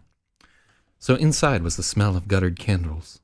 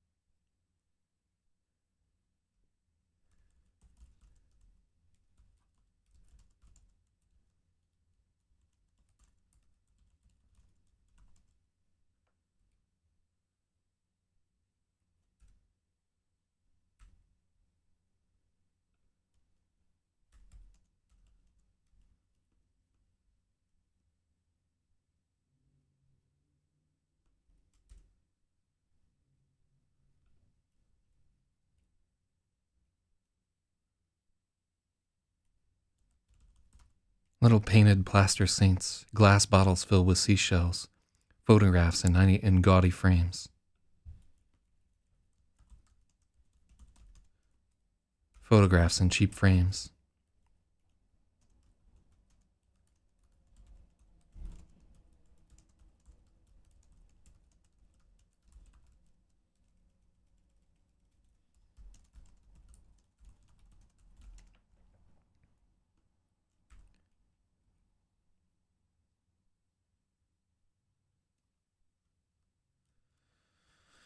Whew.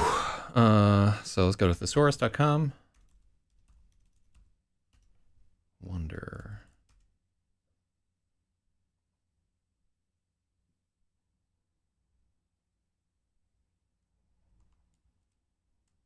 I'm like bewildered.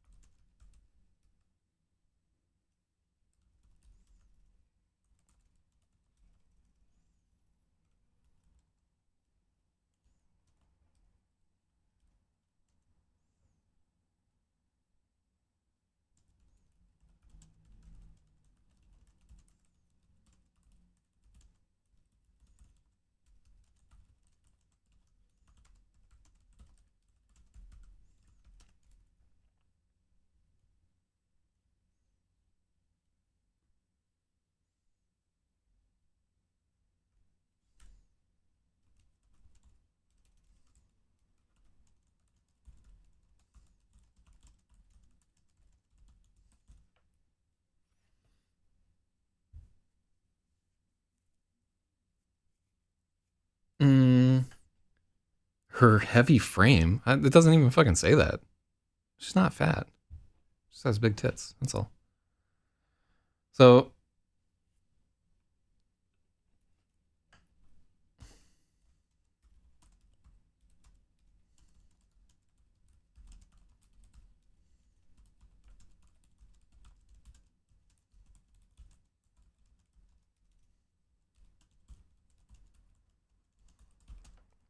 he did it so quickly he didn't have any time to consider what a terrible idea it was. Rosalie's apartment smelled like simmering onions and guttered candles.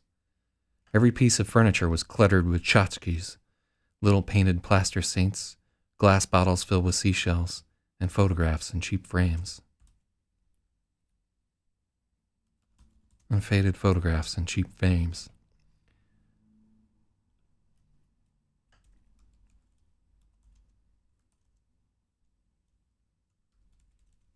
So I want a lesser version of paranoid.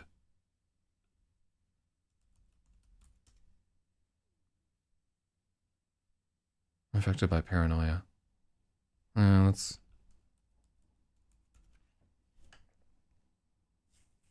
anxious, that's what we want.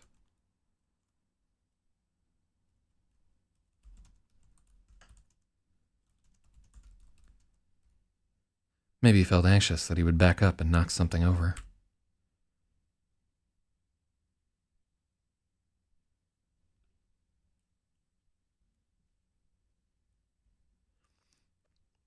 So that's a double he.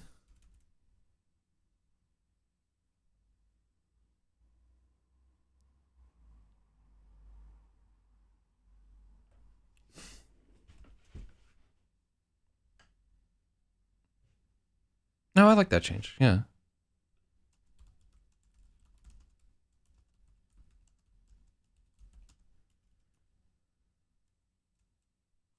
Look at that. That is an improvement.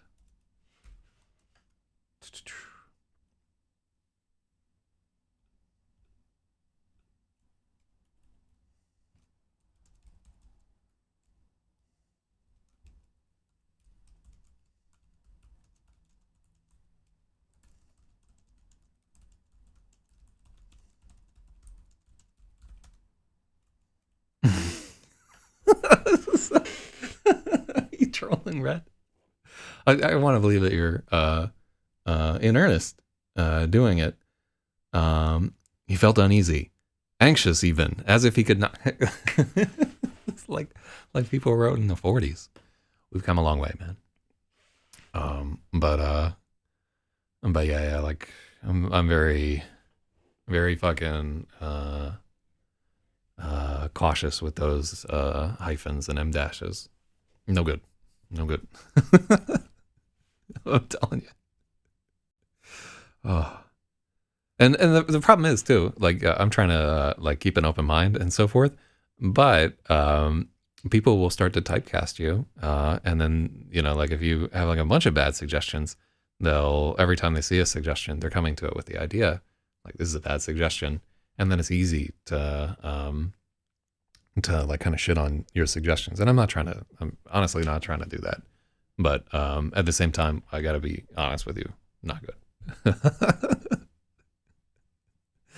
Oh, as long as you're having a good time. Yeah, like,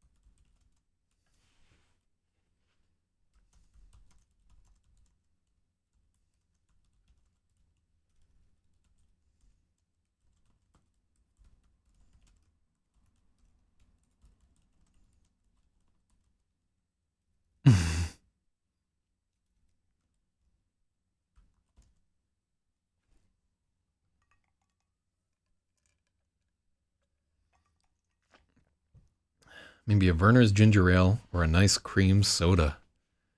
Yeah, a lot of Lit Up's existence is defined by things that you can buy at 7-Eleven. Like, huh. Yeah, it's weird. But yeah, like a lot of his reward structure is like, I'm going to get this thing that's sweet and I'm going to put it inside of me. And like, yeah, that's sort of a lot of what keeps Lit Up going right there. It's a very, I don't know, like I'm not going to shit on it. I'm like definitely thinking about, oh, I'm going to eat this thing later today and so forth. I think Lit Up is just more in touch with his ape side than some of us are. Only sweets. Oh, the only candy that he likes are soda. He doesn't like cake either. Oh, that's good. Yeah, I used to drink a ton of fucking soda when I was younger, but then I think maybe I was like 28 or 29, and I'm just like, this shit is too sweet for me. And now it's like very seldom that I'll have any kind of soda. For a while, I was drinking that like a lot of coconut water, which is just as bad for you as soda. But then finally, I was like, this is too sweet. And from time to time, I drink that apple water, which is just like seltzer water and apple juice. But even that is, I can't fuck with that. I'm on that Bitcoin billionaire.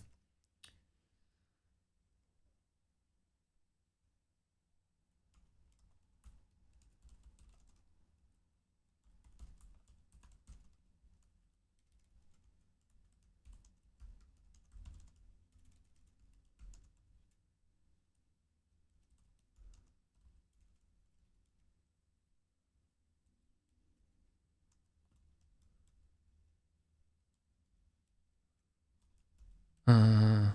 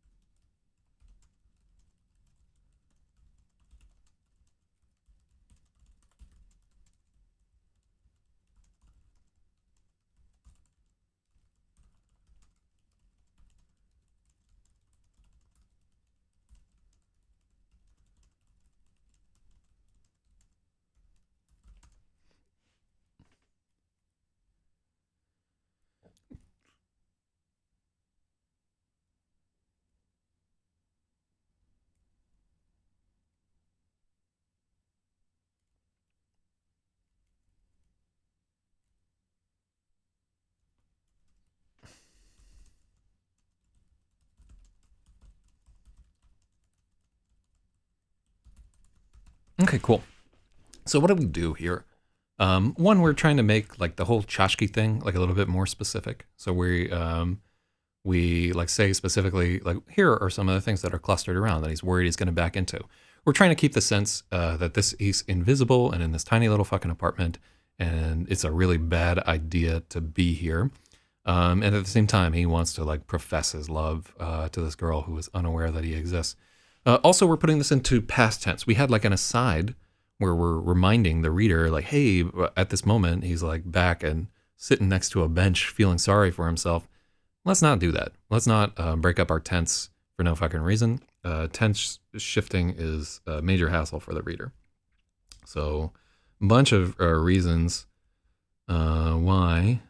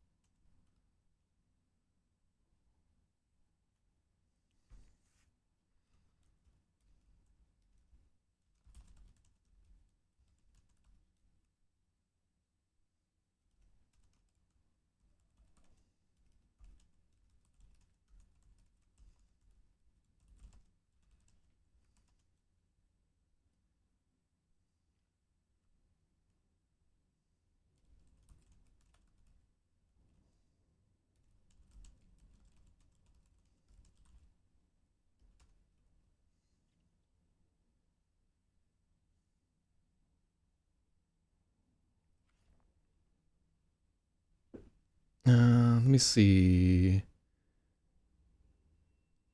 Flopped onto the couch. Let's take a look.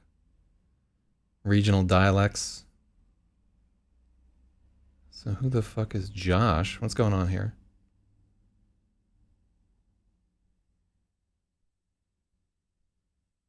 Oh yeah, like Rosalie. What do we say?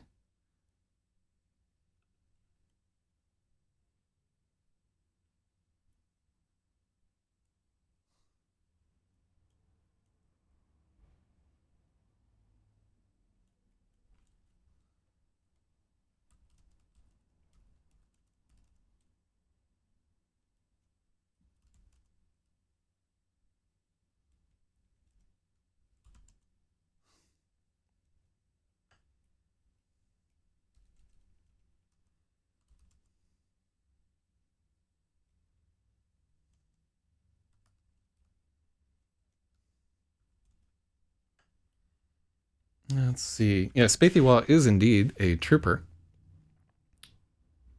Let's see.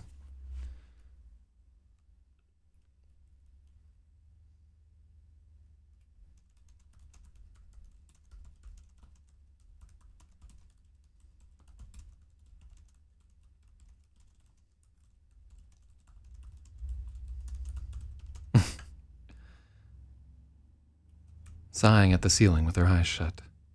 He couldn't take his eyes off her. She carried herself so differently when she thought no one was watching.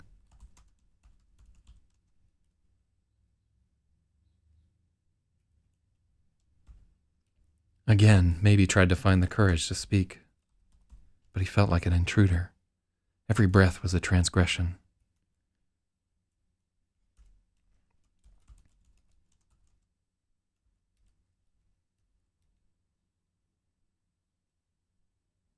So I want something better than looked around. Oh,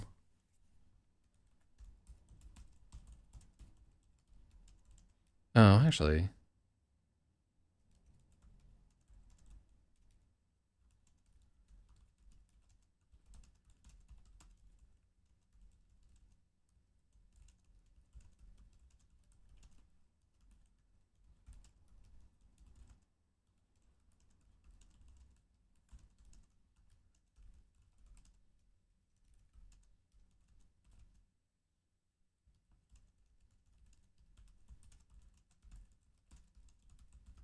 Rosalie's apartment was half the size of his parents', and 5 people lived here instead of 3.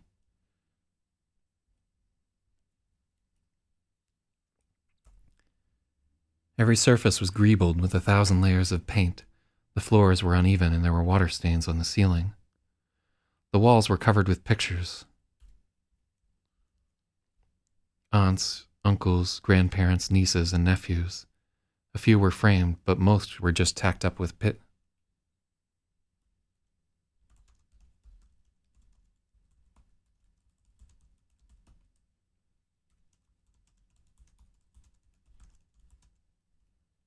The important ones were framed, but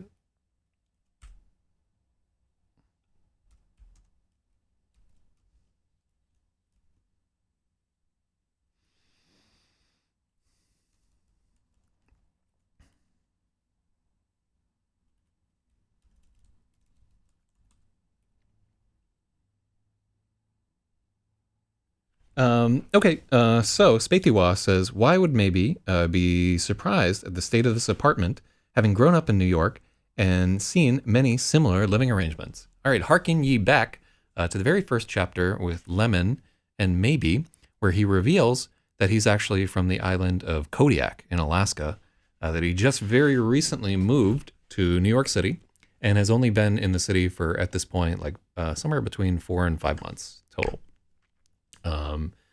Kodiak is a very, very like different environment than fucking New York City. Yeah. So just it's in this case it's very appropriate for him to be like, what the fuck? How do people live like this?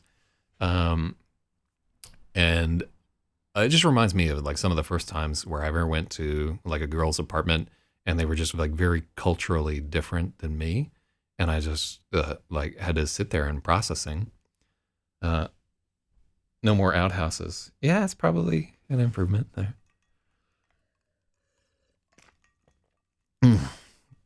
I think maybe describes it as just like a lot of rednecks in pickup trucks getting drunk on Friday nights and shooting at the post office.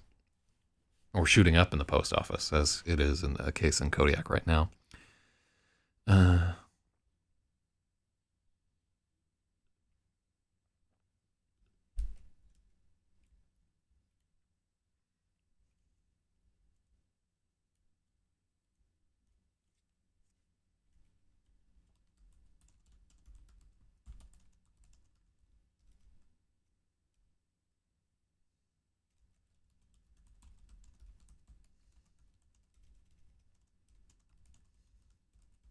I hadn't like drank in the surroundings. It's fucking bullshit. Also, he's like, instead he struggled to process his surroundings.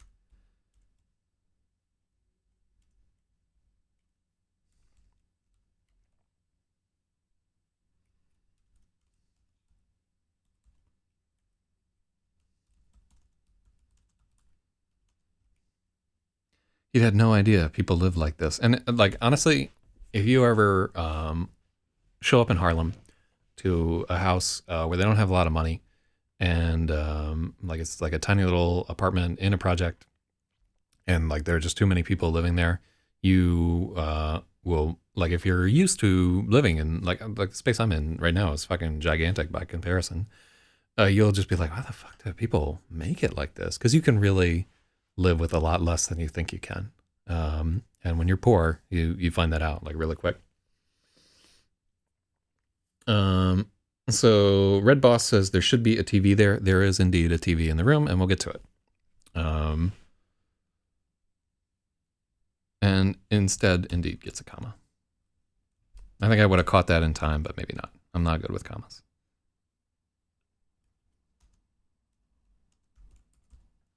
Rosalie's apartment was half the size of his parents' place. 5 people lived here instead of 3.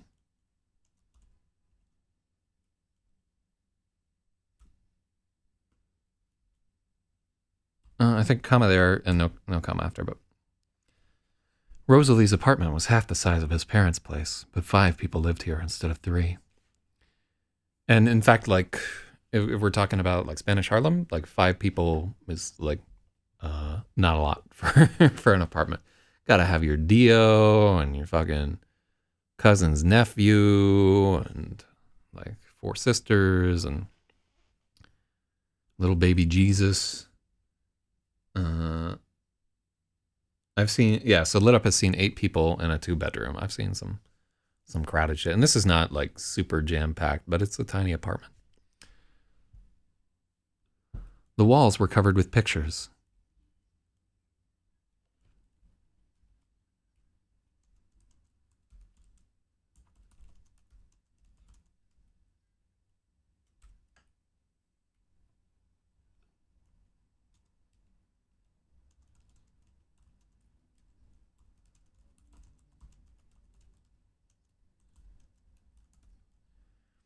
The walls were covered with pictures of relatives. So many aunts, uncles, grandparents, nieces, and nephews that he would never be able to keep track. The most important ones were framed, but there were dozens more tacked up with pushpins. Interspersed were cards from funeral services.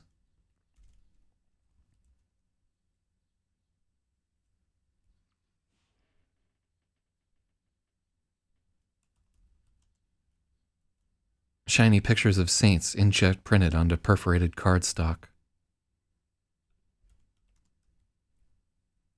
So this is a thing that they do in New York. I know this because I've worked at funeral homes in New York. It's like a sort of Catholic thing, but they like print out these cards that'll have like a picture of the saint and the date of the funeral and like some piece of scripture or something like that on the back. Interspersed were cards from funeral services. Shiny pictures of saints, inkjet printed onto perforated cardstock. And that's how they do it. And they like literally have like an inkjet, and then they print these out and flip them over. And it's Mexican Catholic. They do different stuff. But I've seen like a lot of crazy shit in New York City. There, Santeria. You think she's practicing Santeria?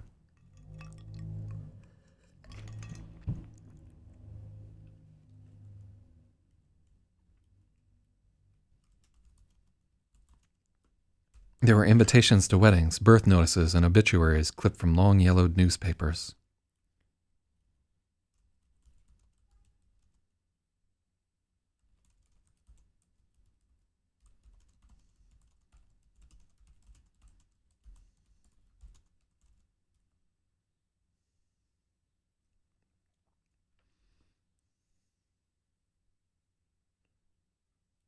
Every room had a crucifix. The one hanging in the living room was bigger than the picture tube of the...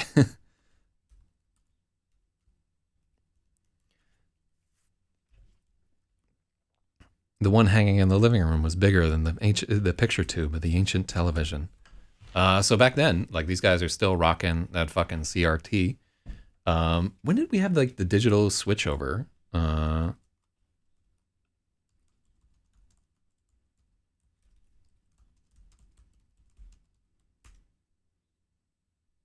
So yeah, it was in 2009. So this is back when we made everybody go to digital only transmission. So back in 2009, back when there was like no more weird scrambled static and shit like that.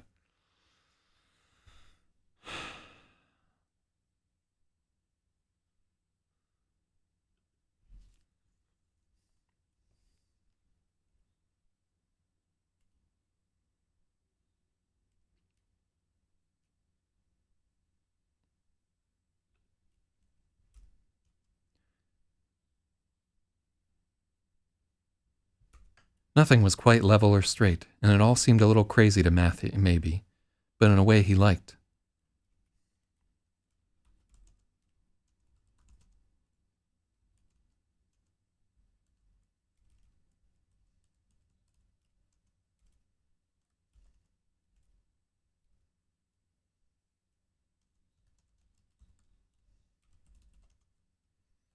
Mm-hmm.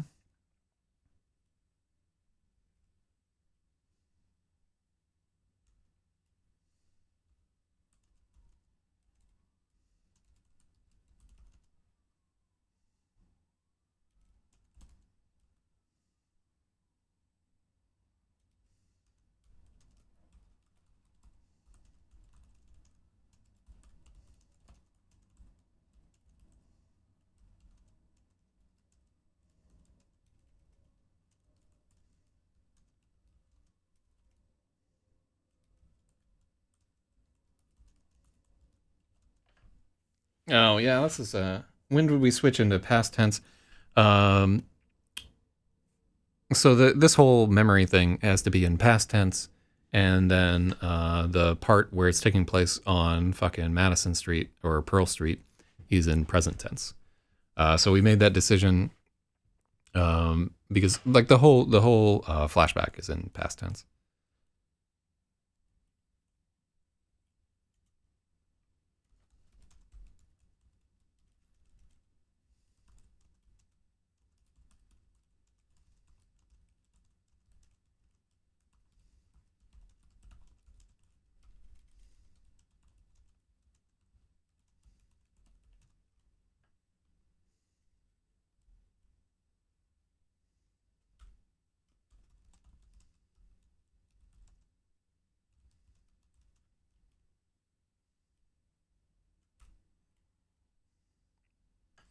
In their apartment, there are no cobwebs or crescents of no cobwebs in the corners. No gunk on the windows. No empty beer cans on the coffee table. There weren't even any magnets stuck to the refrigerator.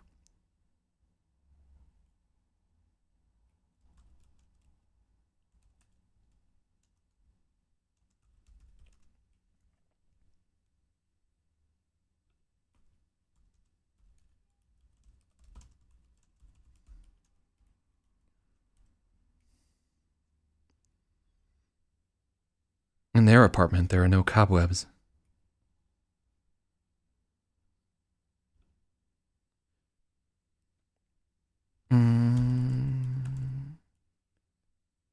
Okay.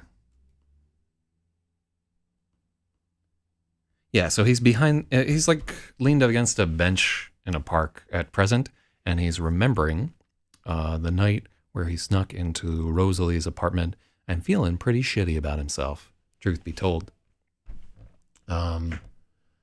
As well he should. You know, he shouldn't fucking invisibly skulk into a girl's apartment, and I'm sticking with that. I don't care if it's controversial. Stalking is wrong.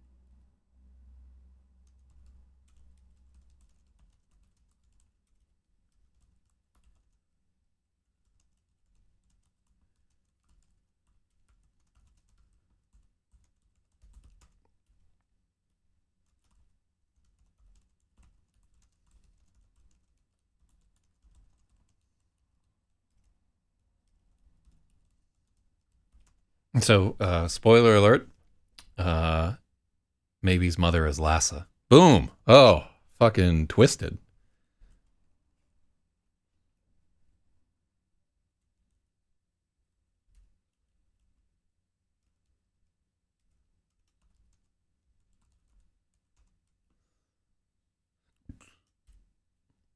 There are no cobwebs in the corner of his mother's apartment, no grime on her windows, no empty beer cans on her coffee table. She won't even let them put magnets on her refrigerator. On the refrigerator. Rosalie's apartment is probably his mother's version of hell.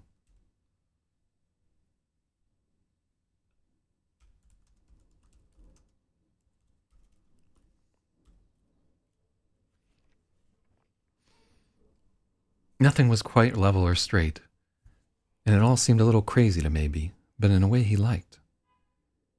His mother, is it?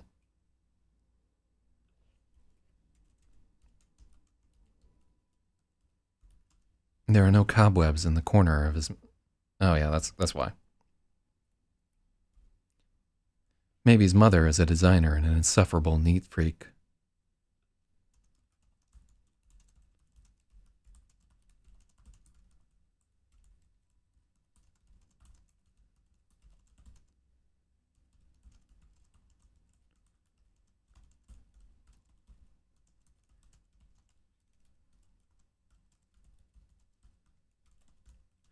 Yeah, it's kind of fucked up that like just reading the phrase "empty beer cans," I was like, "Huh, I could go for a beer." Like it's fucking 10 a.m. in the morning right there. Get a grip.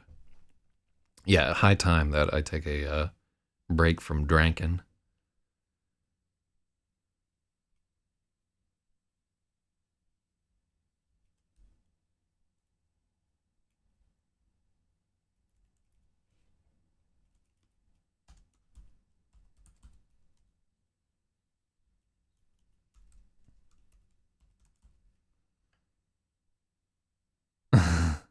Janice won't even let them put magnets on the refrigerator.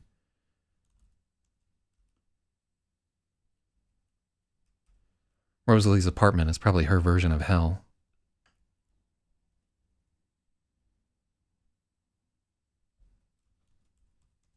Maybe's father, Herb, would have hated the place too. Religious junk is everywhere. Atop the TV stand was a whole,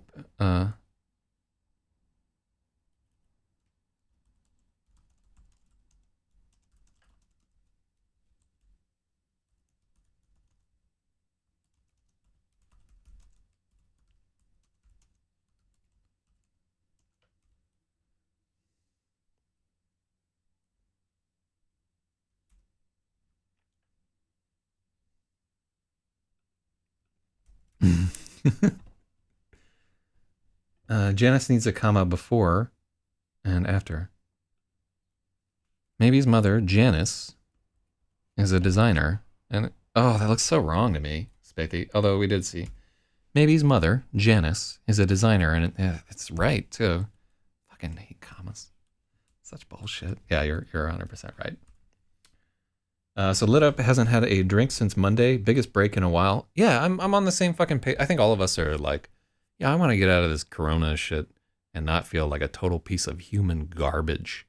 Um, and so it's time. Like eating a little bit better, starting to shape up a little bit, getting more exercise. It's a fucking time. Because I think when all is said and done, when we're done with this, we're gonna have to go to war. Yeah, sorry. That's how it's gonna go down. Whew. Again, for fuck's sake, Lit Up won another Rip It contest. Oh. Maybe's mother, Janice, is an insufferable is a designer and an insufferable neat freak. She would never allow this.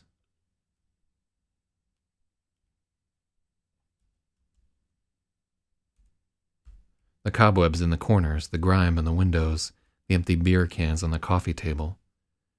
Janice won't even let them put magnets on the refrigerator.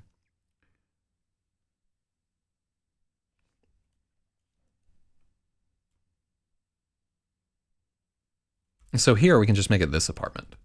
So that's a good, the tense confusion. I missed an edit. Now that you named her, you can fix the tense confusion in the sentence you fixed before. Which sentence that you...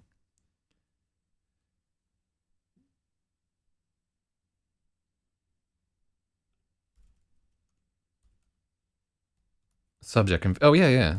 Oh, or well, by the time that you said that, I've already like reached this, right? So the subject confusion is a really good edit there, and giving her a name allows us to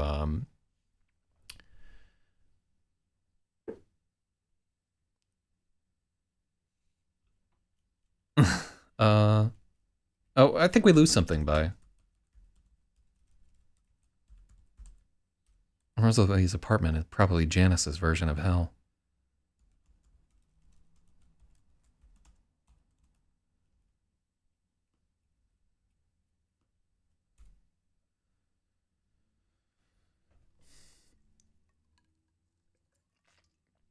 Yeah. All right. And she won't even let them put magnets on the refrigerator. Rosalie's apartment is probably Janice's version of hell. Maybe's father, Herb, would have hated this place too. Would have hated the place too.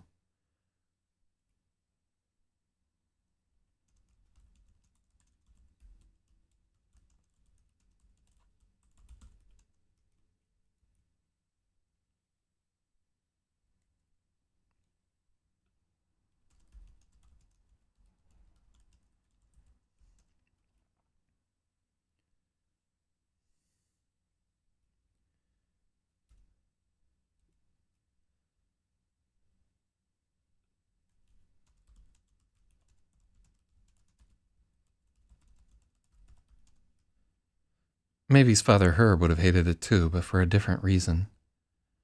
Resting on top of the television was...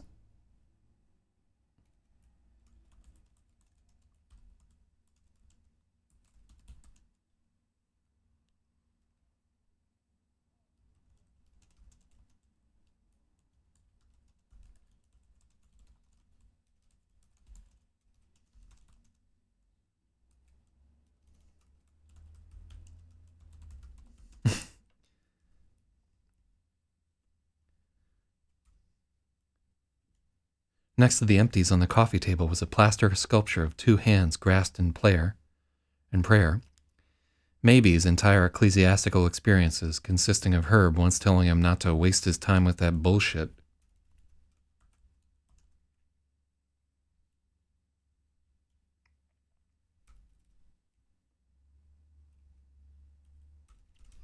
Maybe's entire ecclesiastical experience consisted of Herb telling him not to waste his time with that bullshit after a friend in Kodiak invited him to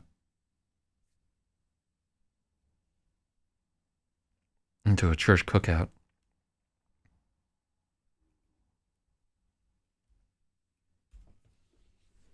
Okay. God. Working so hard here.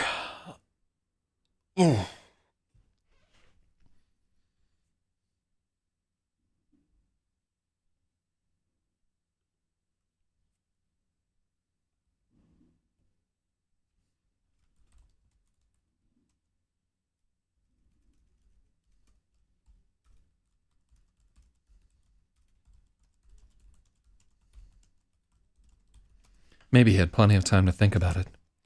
He lurked in Rosalie's room, listening to her and her mother talking in Spanish while they made dinner.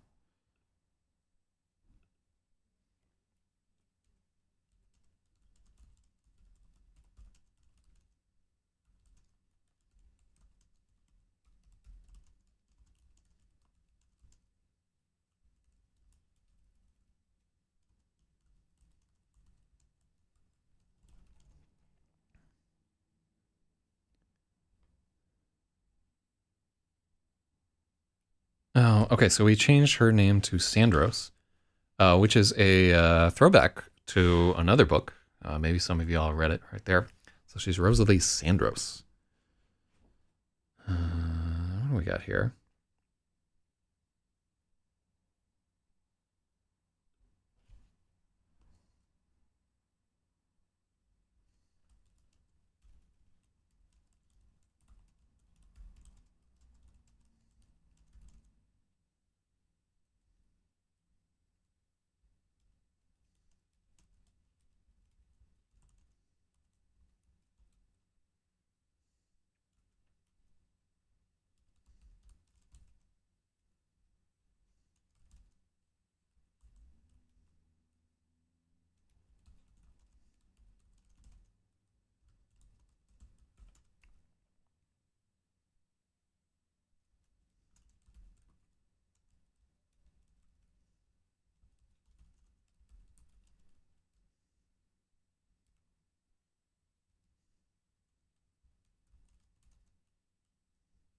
Mm.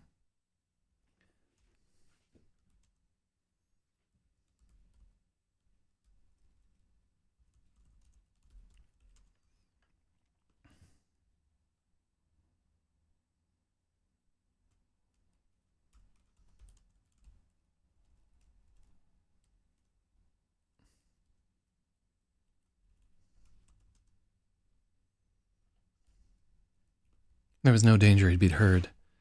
The Sandros family talked constantly. The radio was on in the kitchen, and the TV was on in the living room.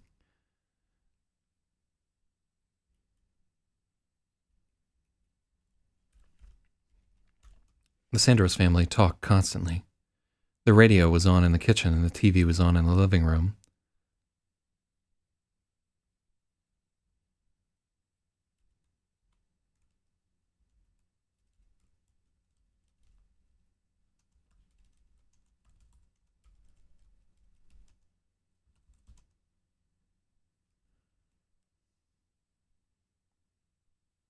Can't smell something sizzling. Yeah. Oh, yeah, that's why we took sizzling out there. I was like, sizzling doesn't track right.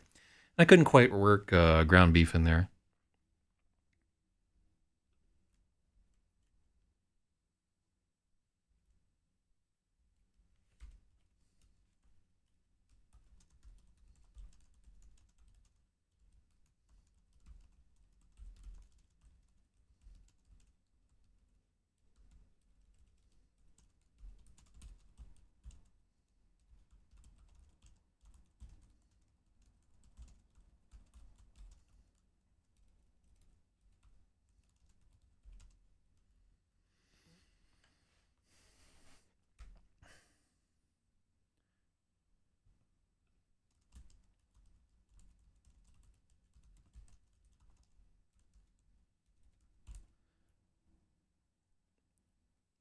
But there was no danger they would hear him. The Sandros family talked constantly and surrounded themselves with sound. The radio was on in the kitchen and the TV was on in the living room.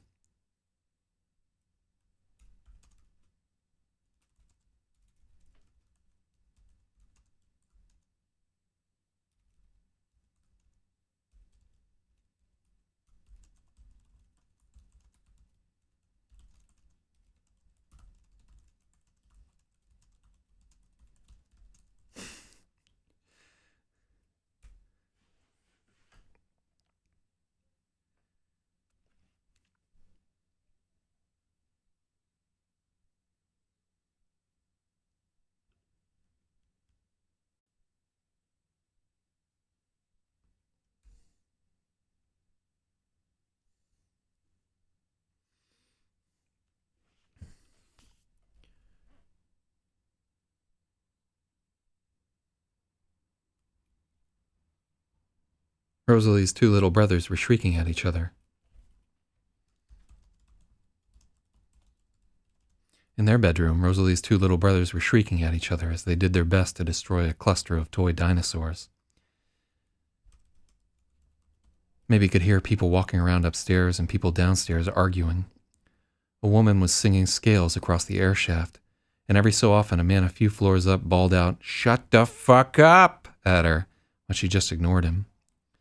The radiators clanged and the walls creaked and maybe couldn't believe they could withstand this, surrounded all the time by a thick fog of noise.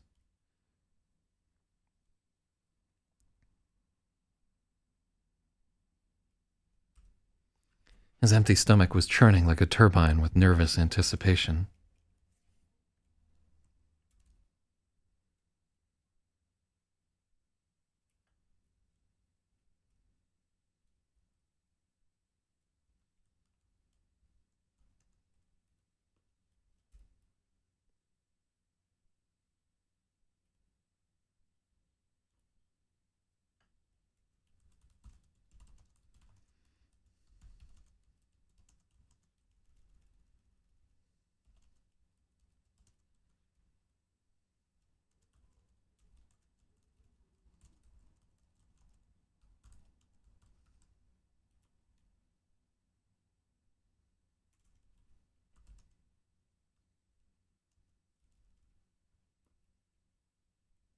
Yeah, let's just cut that.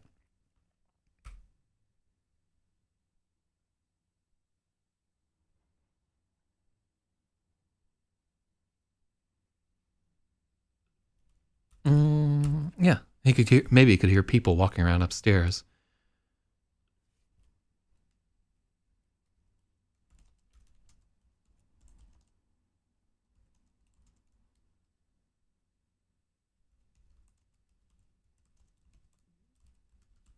Maybe he could hear people walking around upstairs and more arguing underfoot.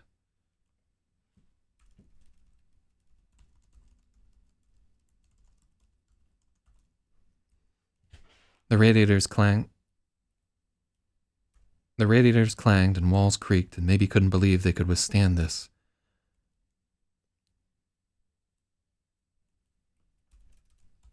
Anyone could withstand this, surrounded all the time by a thick fog of noise.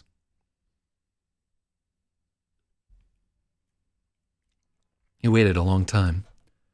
Rosalie's father came home from work, bringing the smell of diesel fuel and motor oil with him. He was a quiet man who said little to his family before or during dinner, but after the meal he carried on a spirited conversation with the television as the Jets lost 6-21 to the Cowboys.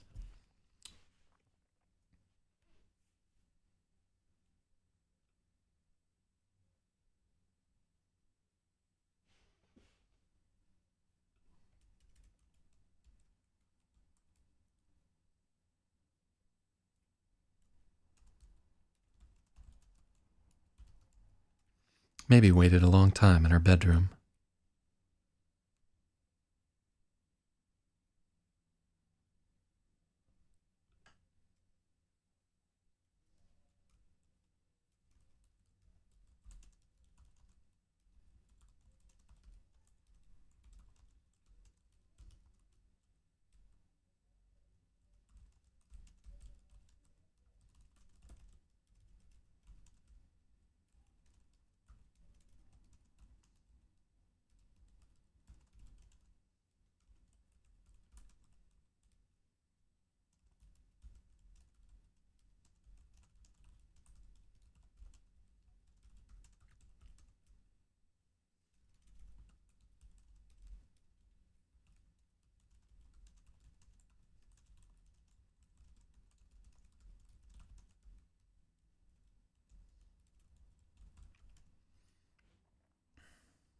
Maybe he had plenty of time to think about it. Rosalie's mother returned home with her 2 little brothers in tow.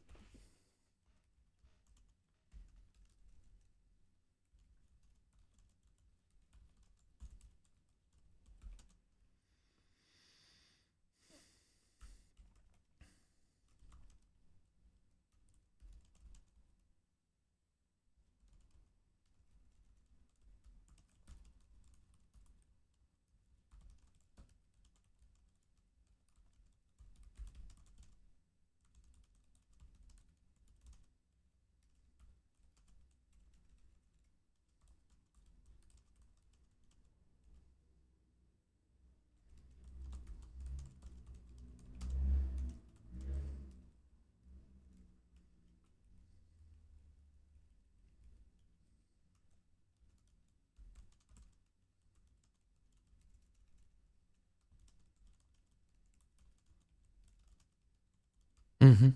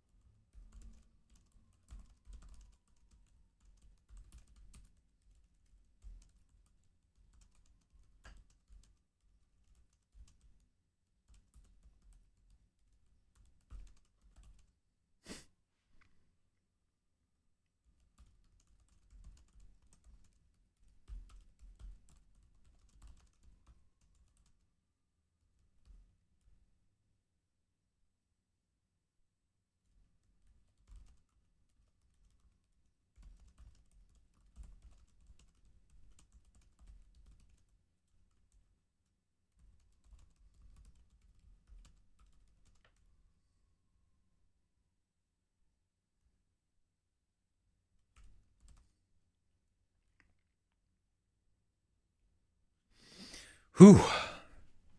Man, we are getting dense on this description. Yeah, like an editor may come through and trim out some of this because we're really going pretty fucking deep on what it's like inside of this apartment.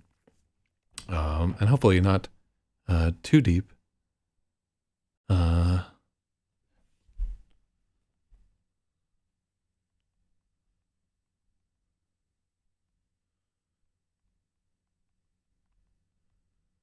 oh, more important texts. Yeah, I don't know. Maybe this is too much, to tell you the truth. But it's hard to tell because like I'm working so in depth on each of these. And so how many pages are we talking about here? Let's work through it. So page 1 maybe feels great. 1.5. And then oh wait, actually I'm a creep. 2 pages. Explaining Rosalie and these letters. 3 pages. Getting into her apartment. 2 pages. Description. 1, 2, 3, 4 pages here. So yeah, it's like 4 pages of talking about what this apartment is all about. That may be a little bit. There's a lot that could be removed, but I don't know what the significance of this has. I think that's okay. Let's see.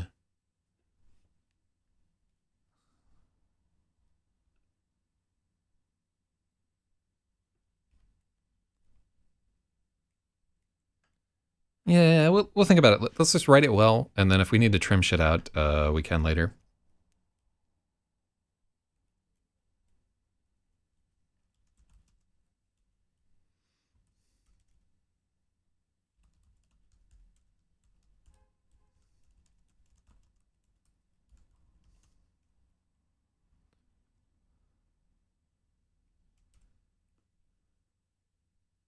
Rosalie's father maybe waited a long time at the threshold of the bedroom. Rosalie's father came home from work, bringing the smell of diesel fuel and motor oil.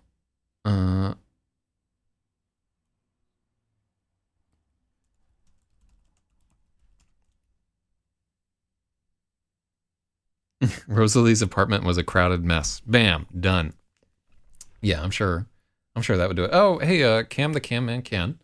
We're writing about one of your favorite subjects right now. Let me see there.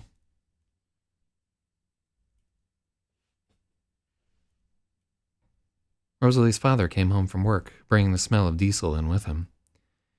He was a quiet man who said little to his family before or during dinner, but after the meal he carried on a spirited conversation with the television set as the Jets lost 61 as the Jets lost to the Cowboys. Rosalie's father knew every player by name, and he spoke to them as if somehow they might hear his half-shouted advice and insults against their manhood from half the country away. When it was finally over, he threw up his hands to the ceiling in grief, but the television had no solace for him, only commercials for pickup trucks and light beer.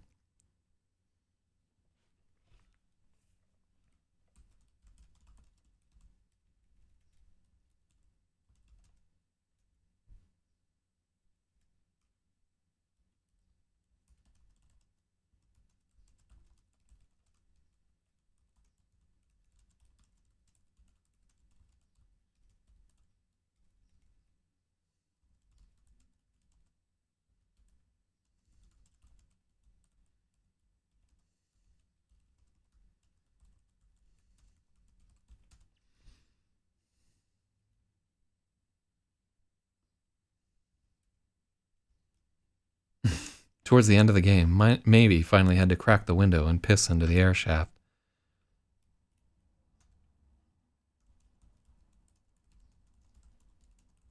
Petrified someone would hear. The whole time he waited, let me see.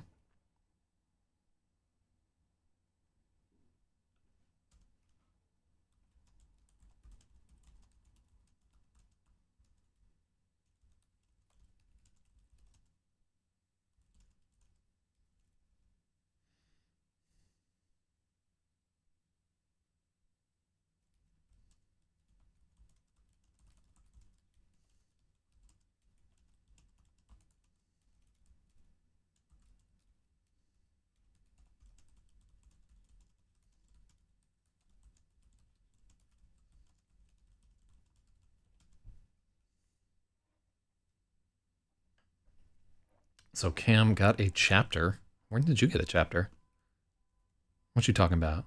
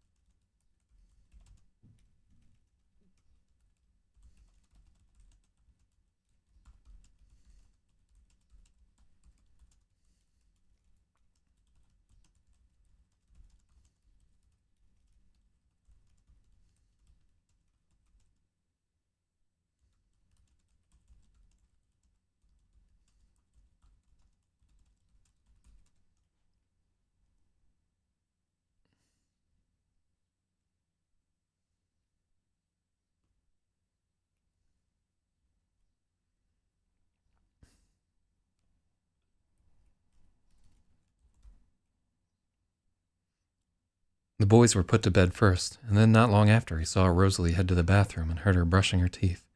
His heart thundered in anticipation. What do I say? All day long he'd thought about it. He had 1,000 things he thought he should tell her. That he wasn't a ghost. She wasn't crazy. That he needed help. That she was beautiful.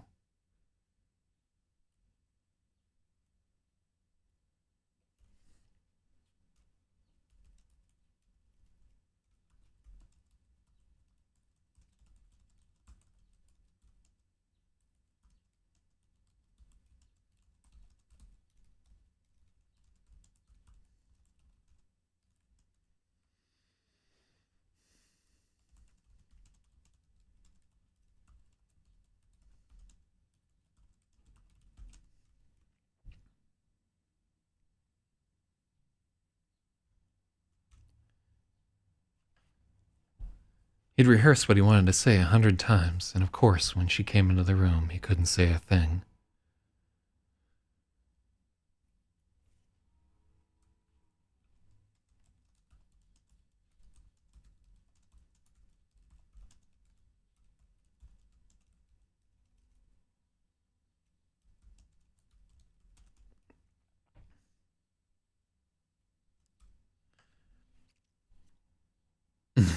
Wait, no, so Cam is now unsmiley. What are you talking about there? Heard that you got a chapter. I mean, this is a chapter about your interests, like a young woman of Spanish descent. But I think I don't know what you'd mean other than that, Cam. Meep. All day long he'd thought about it.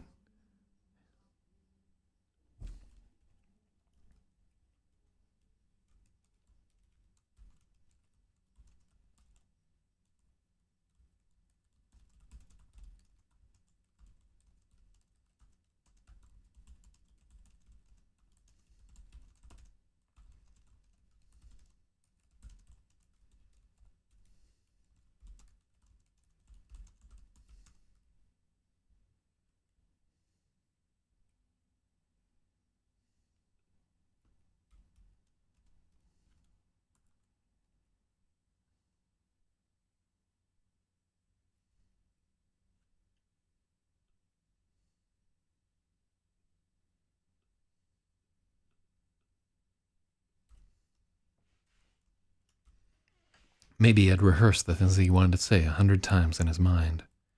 That he wasn't a ghost, that she wasn't crazy, that he needed help.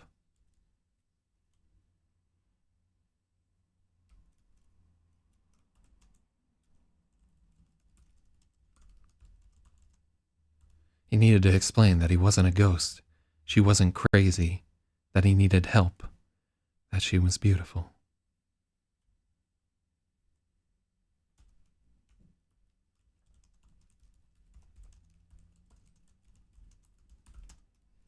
But he couldn't manage a single word. For nearly an hour she sat on her bed with her back against the wall.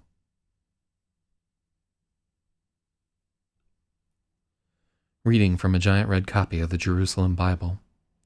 Maybe watched her intently, fascinated by the slight movement of her lips as she read, wanting so much to kiss them.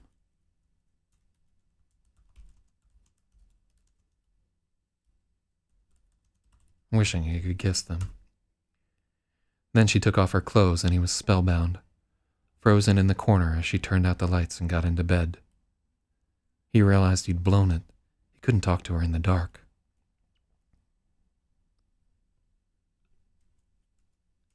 But he'd waited for so long. He'd waited so long, and then she just stripped down in front of him and he'd seen everything.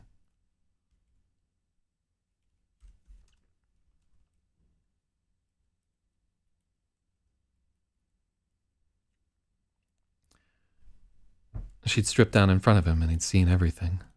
Let's see. Is this guy a rapist? Well, I guess you're going to have to find out. And then Lit Up says, how old is this naked lady? These kids are both fucking 14 years old. Sorry. Yeah, shit is super fucked up. But I digress.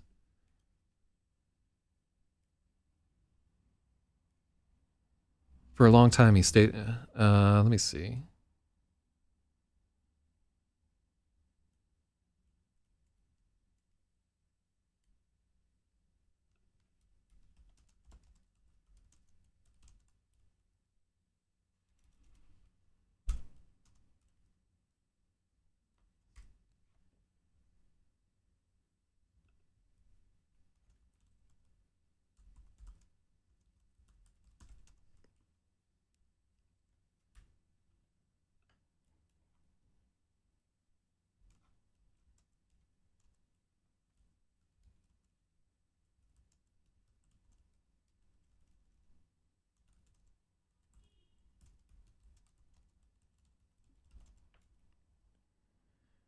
So Lit Up says, oh, gross. I agree. I mean, not gross in the context of... so gross for a few reasons. Gross because this is like, holy shit, like a tremendous invasion of privacy. Not gross in that, like, he's a 14-year-old kid attracted to a 14-year-old girl. A little gross because we're old people fucking thinking about this. And yeah, there's a lot wrong with what's happening here. But it's gross because I asked how old. Yeah, I don't know. Like, this is one of many uncomfortable places that this book will go. Right? We're like not even a fifth of the way through this. And these are some of the more fucking germane and friendly parts of this book. It is only going to get deeper from here on in. It's a dark fucking book.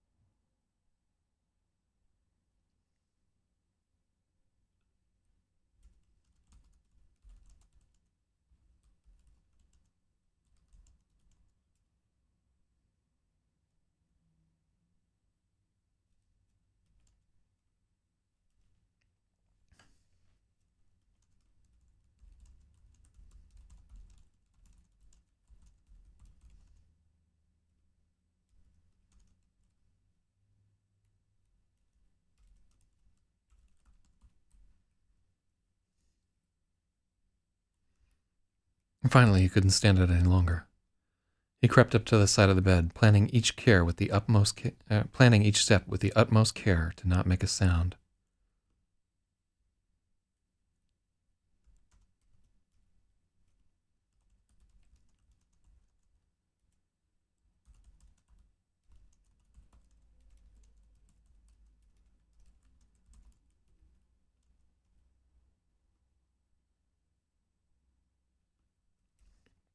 Light came in from the thin curtains in front of the air shaft.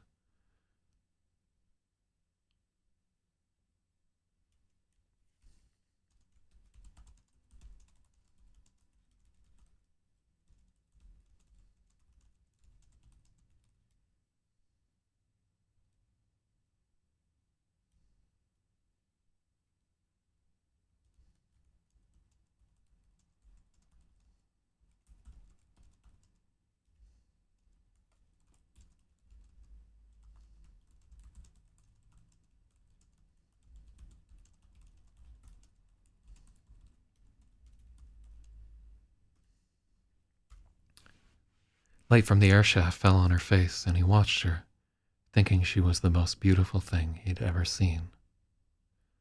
I'll just touch her hair, he thought. Just touch her hair and leave. He reached out, concentrating so hard that he couldn't feel anything but his hand.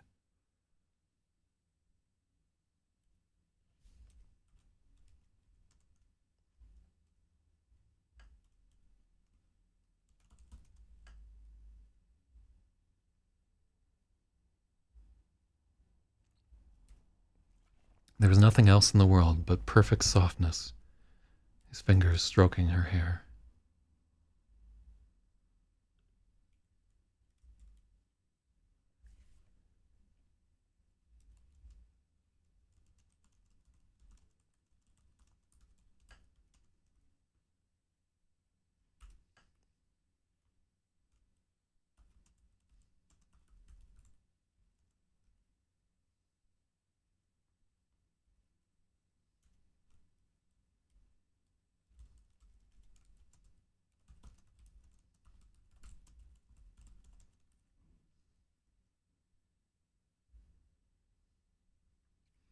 It gave him a hollow feeling, as if he'd been drained of everything and left with a great perfect emptiness that could be filled at any moment by something wonderful.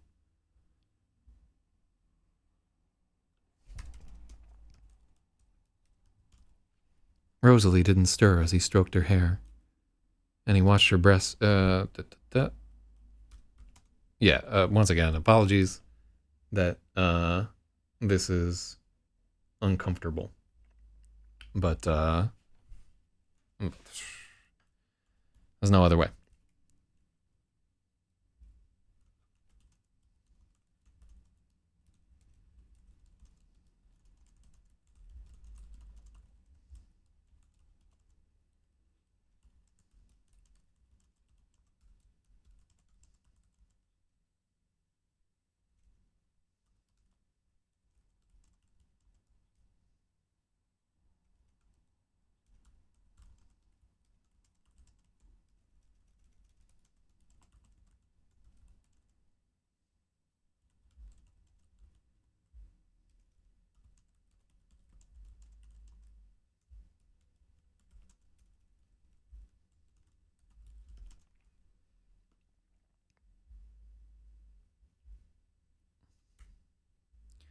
He was still throbbing with want, and then some stupid thing in him said, "She'll think it's just a dream."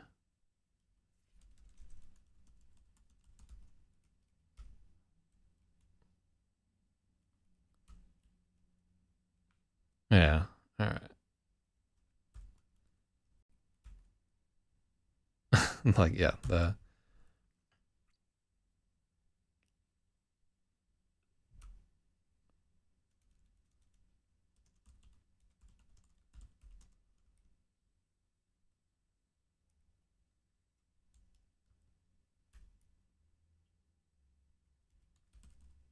some stupid thing inside him suggested, "She'll think it's just a dream."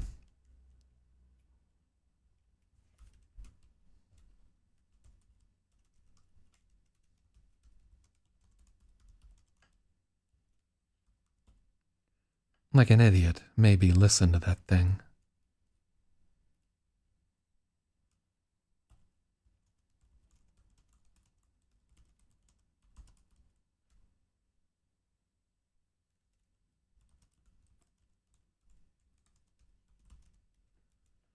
Mm-hmm.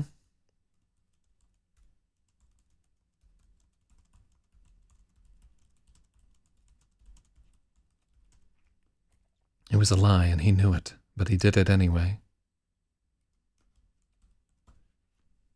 Maybe he ran his hand over her breasts, not believing how warm they are. How warm they were, how they seemed to melt away from under his touch. He was enthralled, and when her eyes opened, he jerked his hand away in surprise.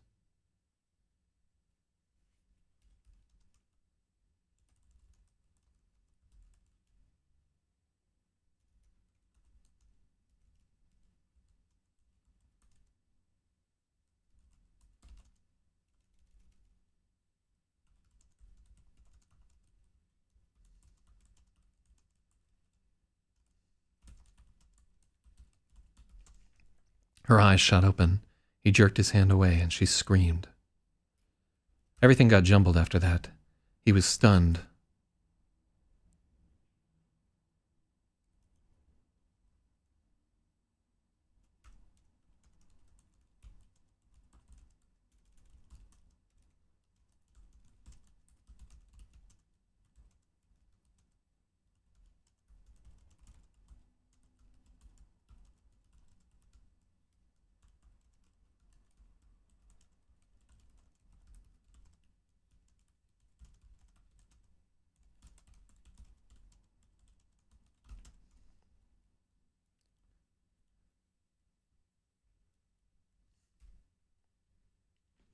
Okay.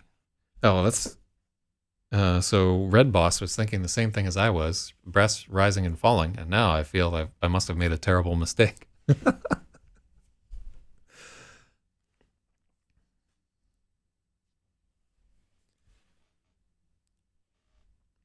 Everything got jumbled after that. Rosalie never stopped screaming.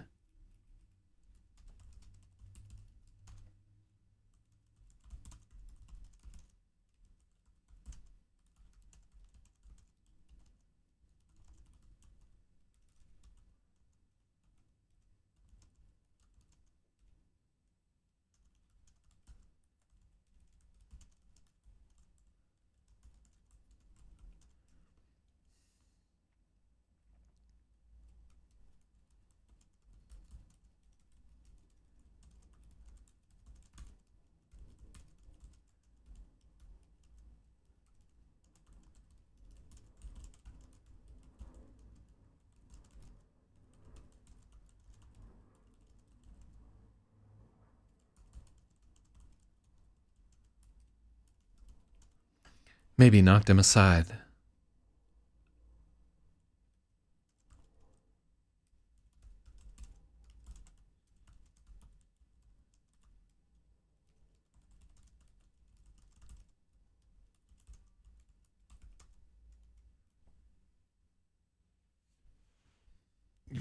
Screamed El Chupacabra. I should be instead of goat sucker, it would be daughter sucker, which is awful. Maybe knocked him aside and then tripped over the coffee table, shattering the plaster hands.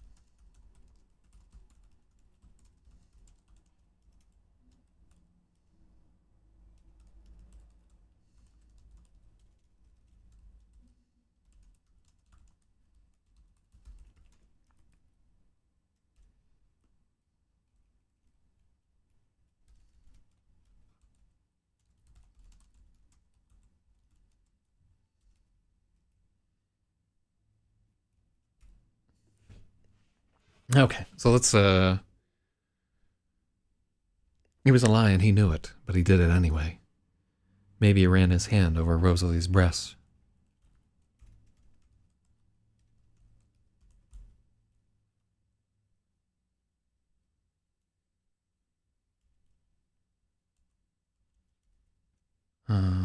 What is he?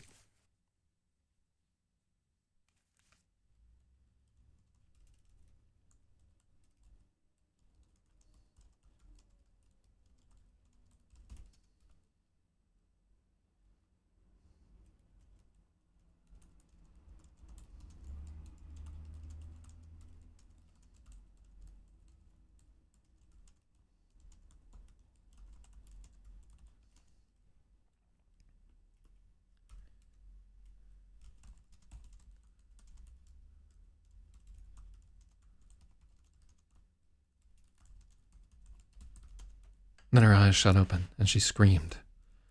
Everything got jumbled after that. Rosalie never stopped screaming.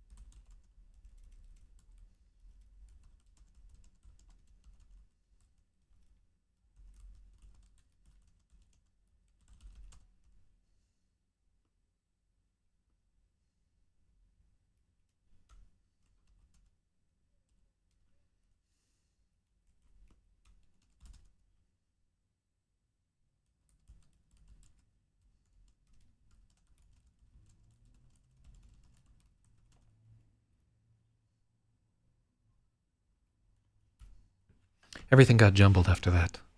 Rosalie never stopped screaming. Maybe wrenched his hand away, stunned. The door to her bedroom wrenched open and Maybe shot out of it, knocking aside her father. Then he tripped over the coffee table.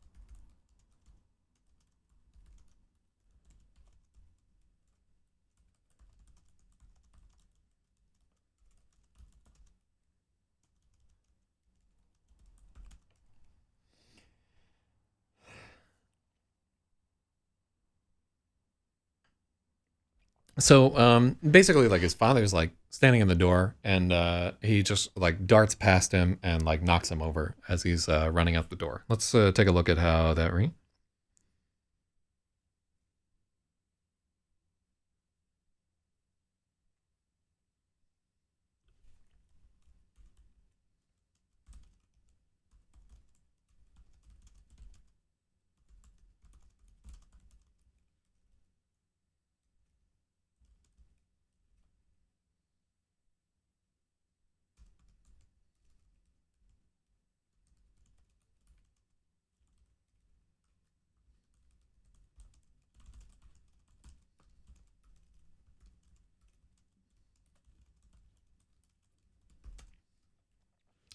The door to her bedroom wrenched open and maybe ran for it.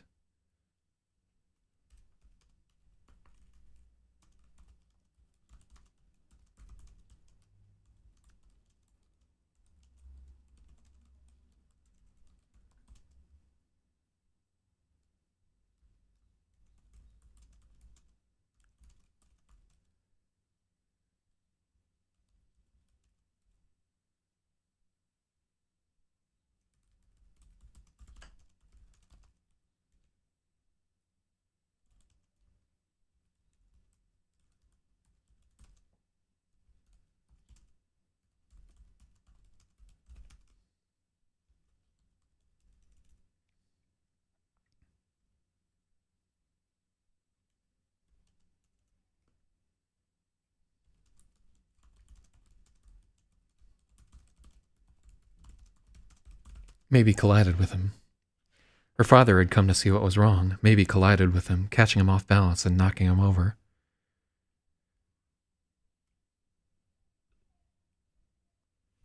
Uh,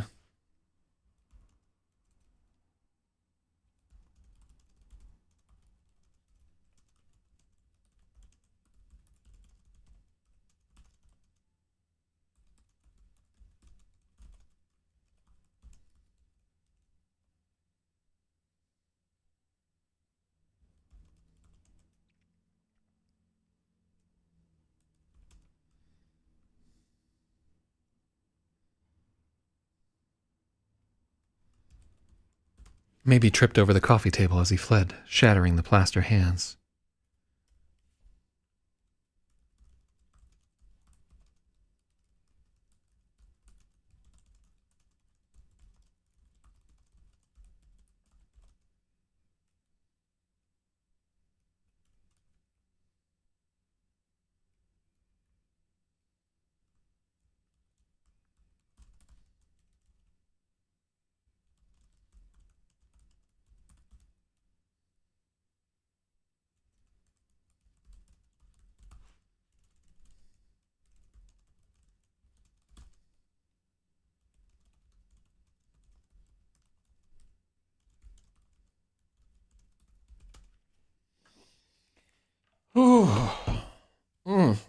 The hard chapter. Yeah, listen to me saying earlier, like, oh, it's a Saturday. We're not going to work for 3 hours. Like, how many hours have we been at this? I think we started at 7 o'clock. We have been doing this for 4 hours? Jesus. No, it can't be that. We probably started at like 7. I remember we started this at 7:47, right? So it's only been like, yeah, there's a lot of hard chapters in this, but we're going to have a good book when we're done. I really and truly believe that. And it's going to be a lot thanks to your help. All right, so I'm going to give Spathy a point for somewhere in that edit because he's calling out some things that are pretty awkward. 322 so far. We're going to get through this chapter. I'm not fucking stopping.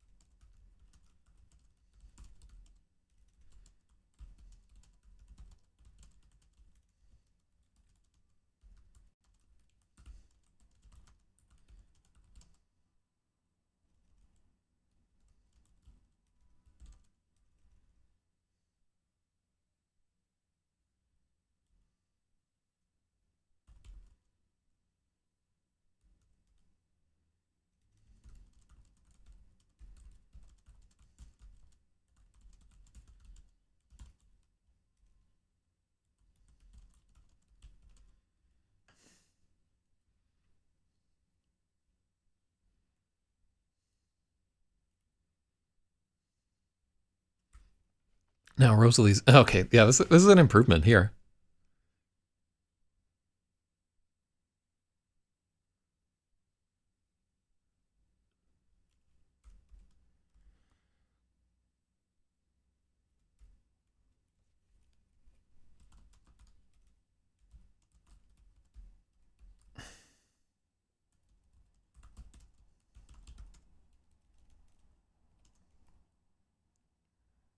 As the chain lock stretched taut. Now Rosalie's mother was screaming. Okay, so let's listen to... Everything got jumbled after that. Rosalie never stopped screaming. Maybe wrenched his hand away, stunned. The door to her bedroom was wrenched open, and Maybe ran for it. The door to her bedroom wrenched open. Oh, we got 2 wrenches, yeah.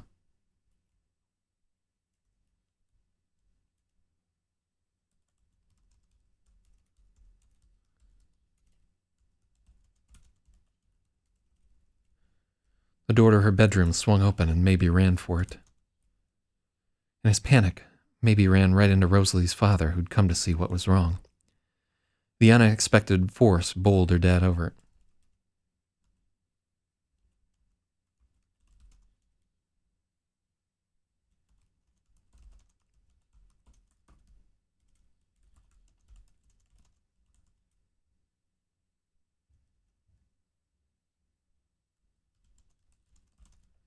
Maybe shot past and tripped over the coffee table, flattening the empty beer cans and shattering the plaster hands.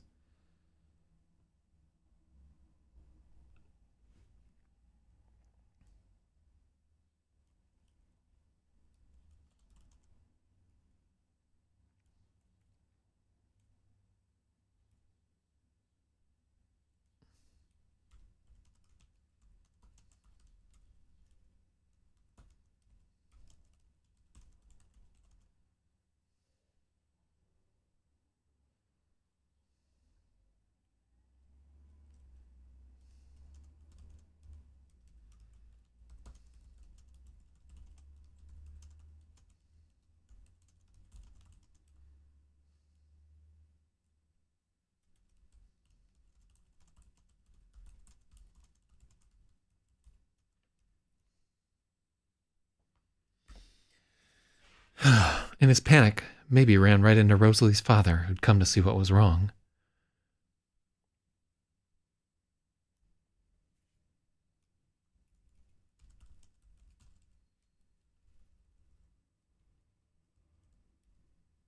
The unexpected force bowled him over, and Maybe kept going.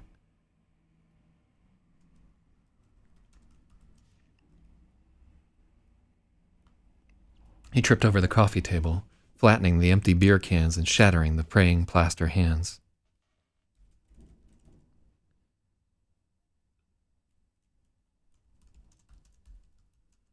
From the floor, Rosalie's father grabbed at his leg.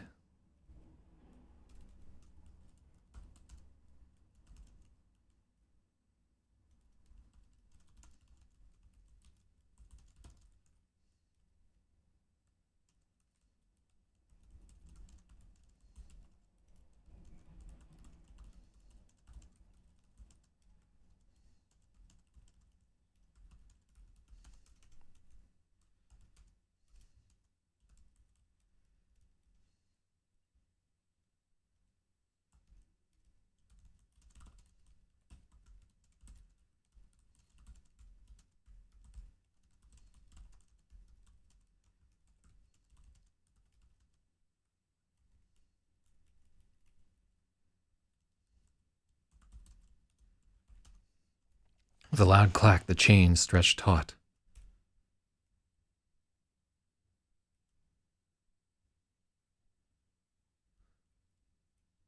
Now Rosalie's mother was screaming too.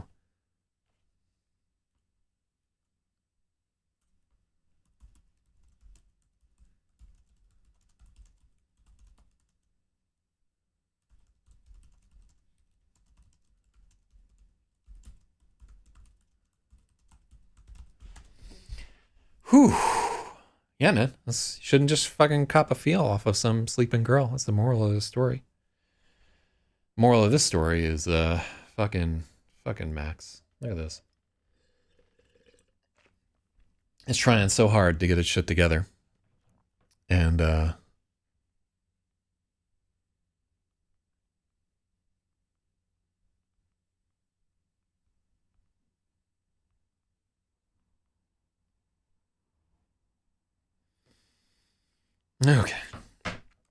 Yeah, I hope I don't have to. I'll give it a hot second here. We're almost done with this chapter. Hard chapter. This used to be such a worse chapter, by the way.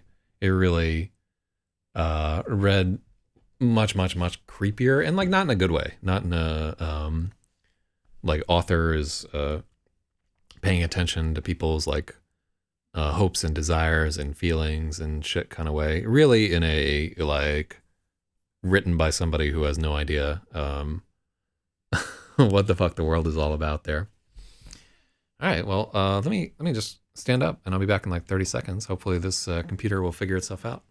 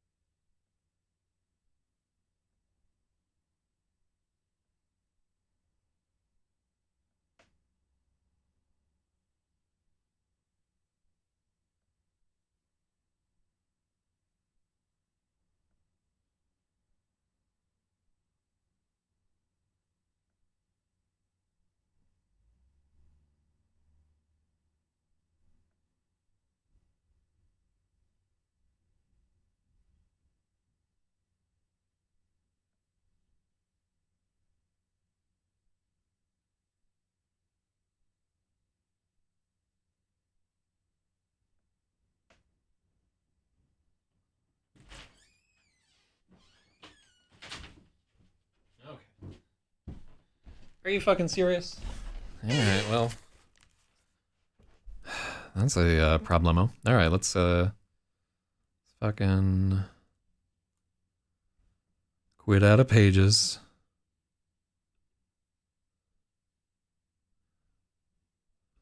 All right, and then hopefully we didn't lose data. That's the that's what. Oh no. Oh no.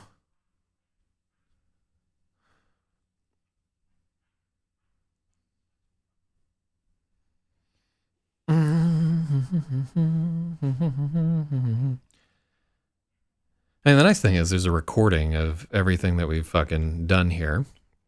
So if we were to lose a chapter or something, it wouldn't be the end of the world, but it would still suck.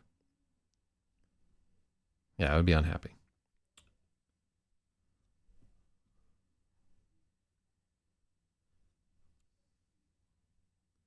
Dallas Farmer. Then Radar Drunk.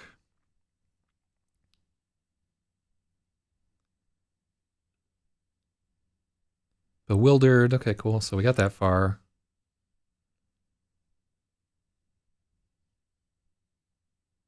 Gave him a hollow feeling.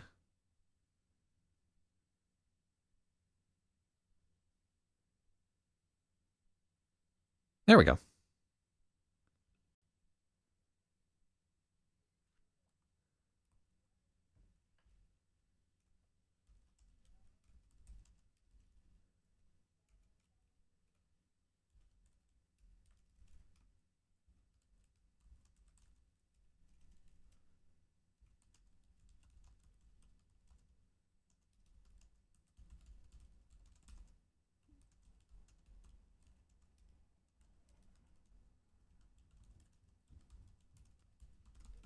All right, so Lit Up says, I'm about to go to Dollar General or Family Dollar, one of the two. And then what am I checking out there?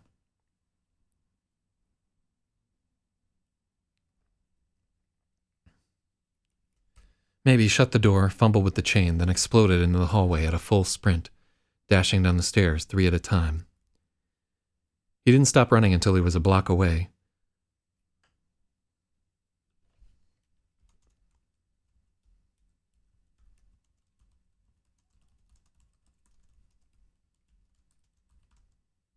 What am I supposed to be checking out? It just says WTF. Yeah, I don't know what I'm checking out here. All looks the same to me. I might be missing fucking. So I only see what's on Restream. There's chat that you see above my head right there. Okay, so never mind. Great. Thanks, Lit Up. Ugh. He didn't stop running until he was a block away. People turned their heads in alarm at the sound of.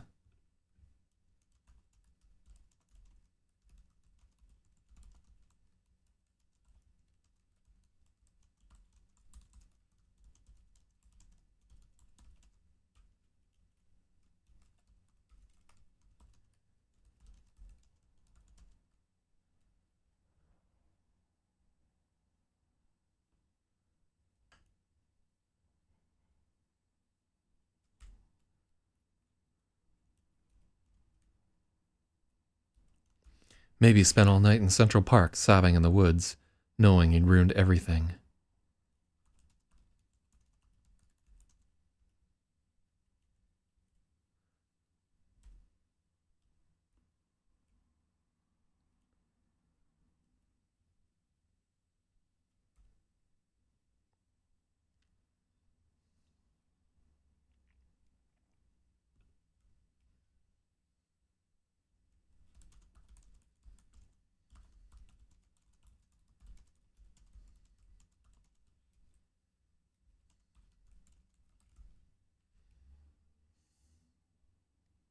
Check out IRC. So he sent me a link there. Okay, hold on just a second. Let me check out Internet Relay Chat. All right. So Lit Up, what do we got here?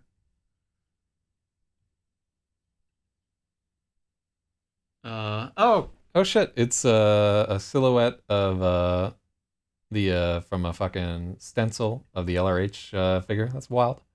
Hanging up a flag. What's the flag, Lit Up?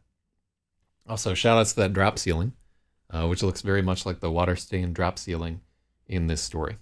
All right, what do we got here? He didn't stop running until he was a block away.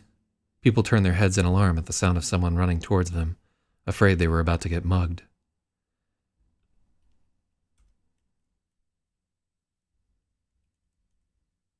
Maybe he spent all night in Central Park sobbing in the woods, knowing he'd ruined everything.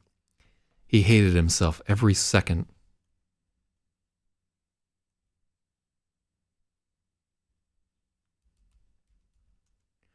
He hated himself for every second until the cab hit him, and his first thought as he went up on the hood was, I deserve it. 10th Mountain climbed to glory. It's been months since then, but he still feels like shit every time he thinks about it.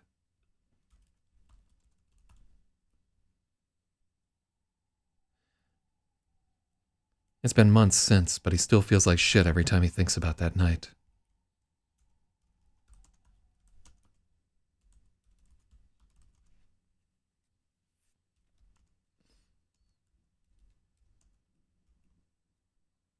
Now he's crying behind the bench.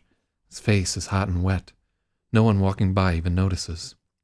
Everyone has headphones. Everyone is on the phone. No one cares. The pain in his stomach is worse, like there's a big bleeding hole in him and he deserves it. He deserves worse.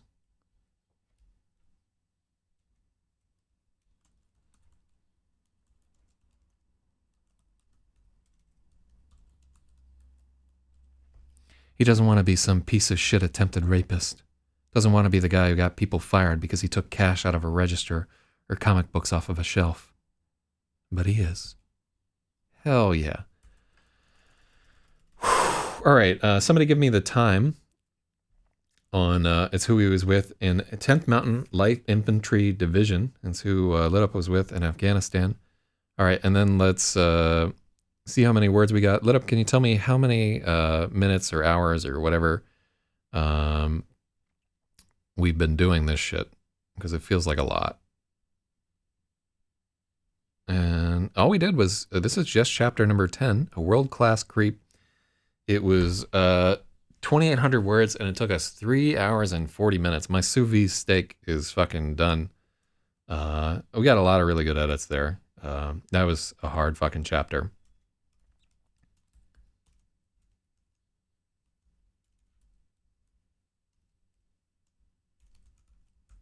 a hard chapter, but also an important chapter. So I guess that's chapter 10. Where were we at? Chapter 10, yeah. Fuck me, man. All right.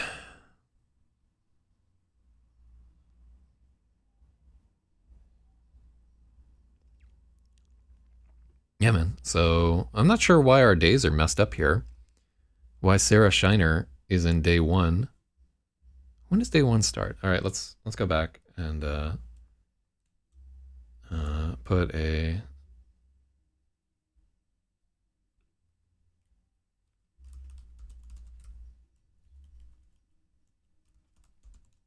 Yeah, we got through 3 chapters the day before and 3,200 words in an hour and 40 minutes. And then here, this took us fucking 3 hours and 40 minutes. And it's not like I was dicking around the whole time. We were working the entire fucking time.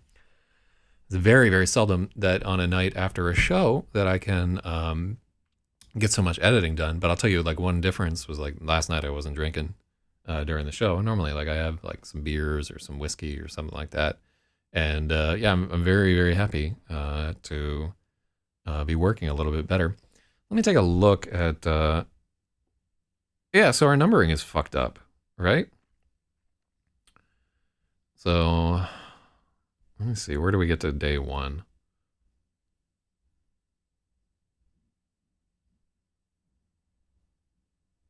All right, where do we start being day 1? Let's make sure that this is right, because maybe our days are cracking over at midnight. Okay, oh, so this happens 3 a.m. This happens. Oh, okay, that's why. That's why. There's no 3 a.m. that happens. And then when is the shit with Matthew happening? 3:30 a.m. Is the Matthew chapter. So this is all taking place on one day. So fucking Matthew gets fucked up at the arcade. And then 5:45 a.m. he has dinner with Lemon. So I think we did the timing on this because he like rides the E train and also takes the Staten Island ferry in that amount of time. Let's take a look.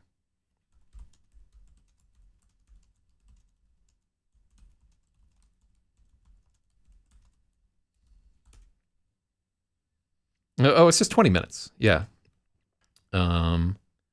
Okay, so that's fine. This can all happen in that amount of time because he wouldn't have to wait for the ferry to load and reload. He could hop onto another ferry at the time. He doesn't have to go through turnstiles or fuck around with lines or anything like that. So it's entirely possible. He took the E train from 5:47. Oh, yeah. There's plenty of time there. At the end of that, say the ends at 6 o'clock. He can take the E train down there by about 6:20. Okay, cool. So the timing does work there. And a lot of the times, like if the timing works out, it's because I went back and fixed it already. Because we have edited this, all right? So there's Dream 1.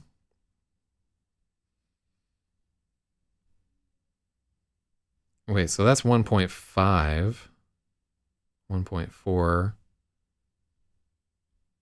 Oh, okay. So we've just got like a chapter that's fucking floating in the middle there. Normally the dreams used to be at the end of days, but they had to get fucking moved around. Yeah, that's right. There was like a big timeline continuity fucking problem that I had to fix in this guy. And I'm happy to see that was one of my goals in the rewrite, was to fix the continuity in the timeline. And so far it's holding up. But you got to keep checking yourself. Okay, so next is chapter 1.7. It's called Gary the Fairy. And it takes place in Chelsea.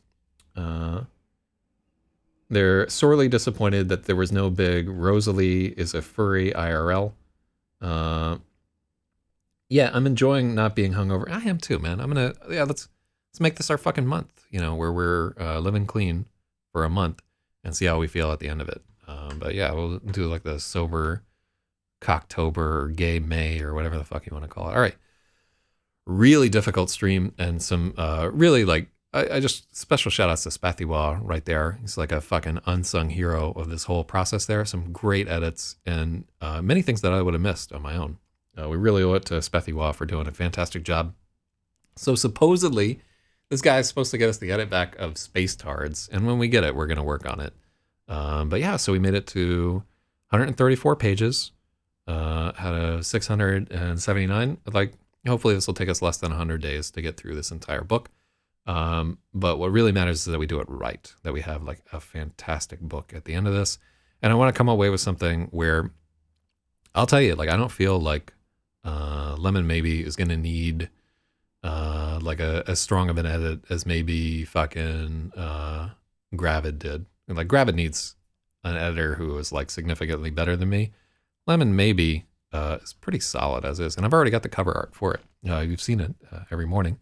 So yeah, we can turn this one around. But yeah, all right, everybody, thank you for being a part of this crazy little thing called love. And have a good day. Have a fun Saturday. Try to get out of your house. Ride a bicycle. Good job, Lit Up, on not drinking. I'm right there with you. And yeah, we'll be back tomorrow for more Real Talk.